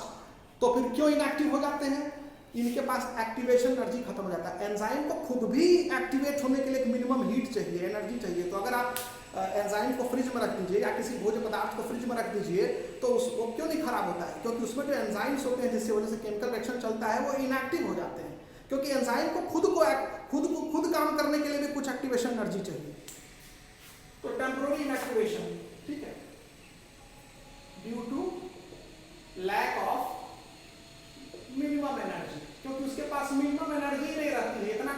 Temperature हो जाता है, क्योंकि वो इन्वायरमेंट से भी कुछ हीट लेता है तब एक्टिवेट होता है। तो फ्रिज में तो टेम्परेचर माइनस में रहता है, 0 के नीचे रहता है, तो कहाँ से वो एक्टिव रहेगा। तो लो टेम्परेचर पर एंजाइम परमानेंट इनएक्टिवेशन नहीं दिखाते हैं, टेम्पोररी इनएक्टिवेशन दिखाते हैं। टेम्परेचर बढ़ा देंगे तो फिर से एंजाइम काम करने लगेगा। तो लो टेम्परेचर होने पर एंजाइम का स्ट्रक्चर धीरे खराब नहीं होता, टर्शियरी स्ट्रक्चर बिगड़ता नहीं है, लेकिन हाई टेम्परेचर होने पर एंजाइम का स्ट्रक्चर बिगड़ जाता है, परमानेंट इनएक्टिवेशन हो जाता है। अब आओ पीएच पर। पीएच ऑप्टिमम से अगर बहुत ज्यादा कर दिए, वेरी हाई पीएच या वेरी लो पीएच, दोनों ही कंडीशन में परमानेंट इनएक्टिवेशन होता है। तो ये चीज आपको लिखना पड़ेगा, यानी कि आप यहां लिखेंगे एट हाई और लो दोनों पर, एट हाई वेरी हाई और very low pH, permanent inactivation of enzyme. ठीक है, क्यों? Loss of tertiary structure. इस केस में भी टर्शियरी स्ट्रक्चर लूज कर जाएगा। पीएच बहुत ज्यादा करने पर क्या होगा? हाइड्रोजन कंसंट्रेशन बढ़ जाएगा। हाई पीएच मतलब हाइड्रोजन कंसंट्रेशन जो है कम हो गया, सॉरी। और लो पीएच का मतलब होता है हाइड्रोजन आयन का मात्रा बहुत कम। तो हाइड्रोजन आयन बहुत ज्यादा हो गया एंजाइम के चारों ओर, हाइड्रोजन आयन बहुत कम हो गया एंजाइम के चारों ओर, तो उससे एंजाइम के अंदर जो बॉन्ड्स हैं उन पर प्रभाव पड़ने लगता है, वो टूटने लगते हैं। बहुत ज्यादा हाइड्रोजन आयन ज्यादा होने पर भी और बहुत कम हाइड्रोजन आयन होने पर भी। तो वेरी हाई पीएच हो या वेरी लो पीएच हो, दोनों ही कंडीशन में एंजाइम डीनेचर्ड हो जाता है, लॉस ऑफ टर्शियरी स्ट्रक्चर। तो पीएच बढ़ा दो बहुत ज्यादा, पीएच घटा दो बहुत ज्यादा, दोनों ही कंडीशन में प्रोटीन का टर्शियरी स्ट्रक्चर यानी एंजाइम का टर्शियरी स्ट्रक्चर नष्ट हो जाता है, एक्टिव साइट डिस्ट्रॉय हो जाते हैं, एंजाइम हमेशा के लिए इनएक्टिव हो जाता है। तो पीएच हाई कर दो या लो कर दो, दोनों ही केस में परमानेंट इनएक्टिवेशन होगा। लेकिन टेम्परेचर की अगर बात करो तो वेरी हाई टेम्परेचर पर परमानेंट इनएक्टिवेशन होगा, लो टेम्परेचर पर टेम्पोररी इनएक्टिवेशन होगा। केवल यही एक ऐसा केस होगा जिसमें एंजाइम या प्रोटीन का टर्शियरी स्ट्रक्चर डिस्ट्रॉय नहीं होगा। बाकी इस केस में और इस केस में परमानेंट इनएक्टिवेशन होता है। तो ये हमने आपको समझा दिया कि जो 4 फैक्टर्स होते हैं जो एंजाइम एक्टिविटी को प्रभावित करते हैं, उसमें टेम्परेचर और पीएच किस तरह से एंजाइम एक्टिविटी को प्रभावित। अब देखिए सबस्ट्रेट कंसंट्रेशन का क्या असर पड़ रहा है एंजाइम के एक्टिविटी पर। मान लीजिए ये एक मीडियम है जिसमें कुछ एंजाइम्स हैं। मान लीजिए हम यहाँ पर 4 एंजाइम बनाए हैं और हर एंजाइम में एक एक्टिव साइट है। ये कोई जरूरी नहीं कि हर एंजाइम में एक ही एक्टिव साइट होता है। एक एंजाइम में 5-5, 4-4, 10-10 एक्टिव साइट भी हो सकते हैं। जितने एक्टिव साइट होंगे उतने सबस्ट्रेट जाके जुड़ेंगे और वो प्रोडक्ट में चेंज होंगे। तो अगर एक एंजाइम में एक एक्टिव साइट है तो उससे एक प्रोडक्ट जुड़े, एक सबस्ट्रेट जुड़ेगा और उससे एक प्रोडक्ट बनेगा। अगर एक एंजाइम में 4 एक्टिव साइट है तो उससे 4 एक्टिव साइट एक साथ जुड़ सकते हैं और उससे 4 प्रोडक्ट बन सकता है। तो यहाँ पर हमने जो एंजाइम कंसीडर किया है उसमें मान लिया एक ही एक्टिव साइट है। तो अब देखो ये मीडियम, तो जब हम इस मीडियम में एक सबस्ट्रेट डालते हैं तो कुछ समय बाद इससे एक प्रोडक्ट निकलेगा बन के। ठीक, मान लो 1 सेकंड में, ये हम जो कैलकुलेशन कर रहे हैं 1 सेकंड में, यानी जो प्रोडक्ट बनता है वो 1 सेकंड में बनता है। तो एक सबस्ट्रेट डाले इस मीडियम में, एंजाइम कितने हैं? 4। याद रखिए इस मीडियम में 4 एंजाइम है और यहां पर एक एंजाइम एक सबस्ट्रेट के साथ जुड़ सकता है और क्या बना सकता है? एक प्रोडक्ट बना सकता है इन 1 सेकेंड। ये आपको पता है। तो जब आप एक सबस्ट्रेट डालेंगे तो वो सबस्ट्रेट गया और इस एंजाइम के एक्टिव साइट में, चारों में से किसी के भी एक्टिव साइट में घुसा और किसमें चेंज हो गया? प्रोडक्ट में चेंज हो गया 1 सेकेंड में। ठीक, अब अगर आप दोबारा फिर एक्सपेरिमेंट करिए, अब आप 2 सबस्ट्रेट डाल दीजिए एक ही साथ, तो अब यहां पर 2 एंजाइम इन्वॉल्व हो जाएंगे। अब जो 2 सबस्ट्रेट हैं वो 2 एंजाइम के एक्टिव साइट में अलग अलग चले जाएंगे और उससे फिर 2 प्रोडक्ट उसी 1 सेकंड में बन के बाहर आएगा नहीं आएगा? पहले एक सबस्ट्रेट डाला, 4 एंजाइम मौजूद है उसको लेने के लिए, किसी में चला गया और एक प्रोडक्ट बन गया 1 सेकंड में। ऐसे ही अगर 2 सबस्ट्रेट डालो तो दोनों अपने अपने एंजाइम में जाएंगे और उसी 1 सेकंड में 2 प्रोडक्ट बन के निकल आएंगे। ठीक, ऐसे ही जब आप 3 सबस्ट्रेट डालेंगे तो 3 एंजाइम के एक्टिव साइट में घुसेंगे और उसी 1 सेकंड में 3 प्रोडक्ट बन के बाहर निकलेगा। और जब आप 4 सबस्ट्रेट डालेंगे तो 4 एंजाइम मौजूद है, तो 4 प्रोडक्ट उसी 1 सेकंड में बन के निकलेंगे। 1 सेकंड में कितने प्रोडक्ट निकल रहे हैं? तो देखिए, जब आप 1 सबस्ट्रेट डाले थे तो 1 प्रोडक्ट बना 1 सेकंड में। जब आप 2 सबस्ट्रेट डाले थे तो 2 प्रोडक्ट बना उसी 1 सेकंड में। जब आप 3 सबस्ट्रेट डाले तो 3 प्रोडक्ट बना 1 सेकंड में। जब आप 4 सबस्ट्रेट डाले तो 4 प्रोडक्ट बना 1 सेकंड में, ठीक है। लेकिन जब आप 5 सबस्ट्रेट डालेंगे, 5 सबस्ट्रेट अब चूंकि ये 5 सबस्ट्रेट आप डाल रहे हैं, जब आप इसमें डालेंगे तो 1 सेकंड में 4 ही प्रोडक्ट निकलेगा, क्योंकि सबस्ट्रेट को प्रोडक्ट में कन्वर्ट होने में 1 सेकंड लगता है। 5 डाले हैं, एंजाइम कितने हैं? 4, तो 5 में से 4 सबस्ट्रेट तो अपने अपने एंजाइम से जुड़ गए, 1 सबस्ट्रेट बच गया है जिसको कि एंजाइम में कहीं जगह ही नहीं मिली। तो ये जब प्रोडक्ट में चेंज हो जाएंगे, उसके बाद जो 1 सबस्ट्रेट बचेगा, अब उसको मौका मिलेगा चारों में से, जब खाली हो जाएंगे प्रोडक्ट बन करके, तो उनसे जुड़ करके वो प्रोडक्ट में चेंज हो जाएगा और इसका 1 प्रोडक्ट जो है फिर वो 1 सेकंड में बनेगा। यानी कि अब इसको 2 सेकंड लग जाएगा कितने प्रोडक्ट बनाने में? 5 प्रोडक्ट बनाने में। ये बात समझ में आ गई? तो आप देख रहे हैं सबस्ट्रेट का कंसंट्रेशन एक लिमिट तक बढ़ाने पर रेट ऑफ रिएक्शन बढ़ रहा है, यानी product formed per unit time. 1 second में पहले 1 प्रोडक्ट, 1 सेकंड में फिर 2 प्रोडक्ट, 1 सेकंड में 3 प्रोडक्ट, 1 सेकंड में 4 प्रोडक्ट, यहां तक तो बढ़ा। लेकिन फिर 1 सेकंड में 5 प्रोडक्ट नहीं आया, क्योंकि एंजाइम वहां लिमिटिंग हो गया, एंजाइम लिमिट हो गया, सबस्ट्रेट ज्यादा हो गया, एंजाइम कम हो गया। तो सबस्ट्रेट का कंसंट्रेशन उस लेवल तक बढ़ाने पर रेट ऑफ रिएक्शन बढ़ता रहता है जिस लेवल तक एंजाइम सैचुरेट नहीं हुए हैं। जिस लेवल पर एंजाइम सैचुरेट हो जाएंगे, उसके बाद आप सबस्ट्रेट कंसंट्रेशन बढ़ाएंगे तो भी 1 सेकंड में आपको उतना ही प्रोडक्ट मिलेगा। जैसे 4 सबस्ट्रेट डालने पर 4 प्रोडक्ट मिल रहे थे, तो 5 सबस्ट्रेट डालने पर भी 4 ही प्रोडक्ट मिलेंगे उस 1 सेकंड में। ये बात समझ में आई? तो आइए इसको अगर हम ग्राफ से समझें। ये हो गया वेलोसिटी ऑफ रिएक्शन या रेट ऑफ रिएक्शन, कुछ भी लिखिए। वेलोसिटी ऑफ रिएक्शन हो गया, या एंजाइम एक्टिविटी इसको आप कह सकते हैं, और उसको V कहते हैं, ठीक है। ये V हो गया, और ये सबस्ट्रेट कंसंट्रेशन हो गया, सबस्ट्रेट कंसंट्रेशन S, ठीक। तो आप यहां इस ग्राफ में देखेंगे कि इस तरह का ग्राफ आएगा, इस तरह।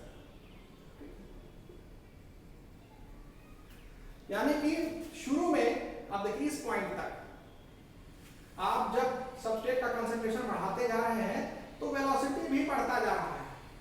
यानी ये वो पॉइंट है, यानी ये वो सबस्ट्रेट कंसंट्रेशन है। 4 सबस्ट्रेट डाले थे और ये आपका क्या बन के निकला था? 4 प्रोडक्ट पर सेकंड बन के निकला था।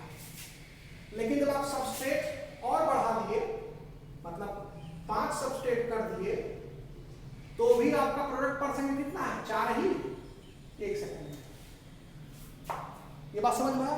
तो सबस्ट्रेट कंसंट्रेशन बढ़ाने पर velocity of reaction, rate of reaction बढ़ता जाता है और एक लिमिट के बाद वो कांस्टेंट हो जाता है। यही Vmax होता है, मैक्सिमम वेलोसिटी। तो इसी को Vmax कहा जाता है, मैक्सिमम वेलोसिटी, ठीक। यानी मैक्सिमम वेलोसिटी किस सबस्ट्रेट कंसंट्रेशन पर है? इस सबस्ट्रेट कंसंट्रेशन पर। यानी इस सबस्ट्रेट कंसंट्रेशन आप कह सकते हैं कि all enzymes are saturated at this substrate concentration. This substrate concentration, ठीक है, concentration, all enzymes are saturated, मतलब कोई एंजाइम खाली ही नहीं बचा है। यानी यह सबस्ट्रेट ज्यादा हो गया, अब एंजाइम कम हो गए। अब पहले इस लेवल से पहले सबस्ट्रेट कम थे, एंजाइम ज्यादा थे। एंजाइम ज्यादा का मतलब उनका एक्टिव साइट ज्यादा था। हम एंजाइम के एक्टिव साइट को ध्यान में रखेंगे।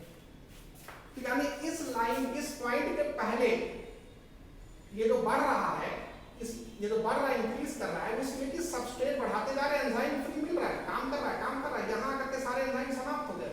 समाप्त हो गए मतलब सबके सब अब सबस्ट्रेट से बाइंड कर लिए। कोई एंजाइम खाली नहीं बचा है कि और सबस्ट्रेट डाल दे तो उसी समय में वो भी बाइंड कर ले सबस्ट्रेट से। तो ये आपको समझ में आ गया कि जैसे जैसे सब्सट्रेट कंसंट्रेशन बढ़ाएंगे वेलोसिटी बढ़ता जाएगा, सब्सट्रेट और बढ़ाएंगे वेलोसिटी और बढ़ेगा, सब्सट्रेट और बढ़ाएंगे वेलोसिटी और बढ़ेगा, 1 से 1, 2 से 2, 3 से 3, 4 से 4। लेकिन इस लिमिट के बाद जब ये लिमिट आ जाएगा और सब्सट्रेट बढ़ाएंगे यानी 4 से 5 जब करेंगे तो भी 4 ही आएगा, क्योंकि अब कोई एंजाइम है ही नहीं है जो उस सेकंड में किसी प्रोडक्ट की सब्सट्रेट से बाइंड कर सके। आई बात समझ में? तो रेट जो रिएक्शन वेलोसिटी है वो Vmax है, ये एक्सिस सब्सट्रेट कंसंट्रेशन को बताता है। ये वो सब्सट्रेट कंसंट्रेशन है जिस पर कि सारे एंजाइम क्या हो चुके हैं, उनके एक्टिव साइट ब्लॉक हो चुके हैं, मतलब वो प्रोडक्ट में जब चेंज हो जाएंगे तभी अब अगले सेकंड वो सब्सट्रेट से बाइंड करेंगे, उस सेकंड तो नहीं बाइंड करेंगे। ठीक है, चलिए अब यहाँ पर आपको ध्यान रखना है कि यहाँ पर एंजाइम मॉलिक्यूल इसके आगे कम हो जाते हैं और सब्सट्रेट मॉलिक्यूल ज्यादा हो जाता है इस पॉइंट के आगे। इस पॉइंट पर एंजाइम और सब्सट्रेट मॉलिक्यूल बराबर बराबर है, इसके आगे सब्सट्रेट मॉलिक्यूल ज्यादा हो गया, एंजाइम मॉलिक्यूल कम हो गया, और इसके पहले एंजाइम मॉलिक्यूल ज्यादा है, सब्सट्रेट मॉलिक्यूल कम है। एंजाइम मॉलिक्यूल कहने का मतलब एक्टिव साइट से। ठीक है, चलिए अब इसके बाद जो है, अब इसमें अगर हमको फिर रेट ऑफ रिएक्शन बढ़ाना है तो हमको इस पॉइंट के आगे फिर और एंजाइम डालना पड़ेगा, यानी अब इस 5s को हम चाहते हैं कि 5s उसी 1 सेकंड में कन्वर्ट हो, तो उसमें हम एक और एंजाइम घुसा दें। हाँ, एक और एंजाइम डाल देंगे तो उसी 1 सेकंड में 5 प्रोडक्ट बनने लगेगा। तो अगर रेट ऑफ रिएक्शन हमको इसके ऊपर लेके जाना है तो हमको इस पॉइंट के आगे का सब्सट्रेट कंसंट्रेशन बढ़ा रहा है तो एंजाइम भी बढ़ाना पड़ेगा। क्लियर? तो ये आपको हाइपरबोलिक कर्व मिलता है। कैसा कर्व मिलता है? हाइपरबोलिक कर्व मिलता है। और इस एनसीईआरटी में इस कर्व में एक वैल्यू दिया है Km वैल्यू, उसको मेंशन कर लीजिए। तो ये Km वैल्यू है, दिस इज Km, और ये होता है Vmax by 2, ये हाफ पर होता है, ये पॉइंट Vmax by 2 इसको लिख लीजिएगा। दिस इज Vmax by 2, ये पॉइंट जो है इसको बोलते हैं Vmax by 2। ये जो पॉइंट है ये Vmax हो गया और ये पॉइंट हो गया Vmax by 2, यानी इसका आधा, और ये है सब्सट्रेट कंसंट्रेशन Km। इसको माइकलिस कांस्टेंट बोला जाता है, Michaelis constant, Michaelis constant Km। ये एनसीईआरटी में नाम नहीं लिखा है माइकलिस, मैं इसे बता दे रहा हूँ। तो Km इज माइकलिस कांस्टेंट, और ये क्या है? It is that actually substrate concentration, ये वह सब्सट्रेट कंसंट्रेशन है जिस पर कि रिएक्शन वेलोसिटी मैक्सिमम का हाफ हो जाता है। It is that substrate concentration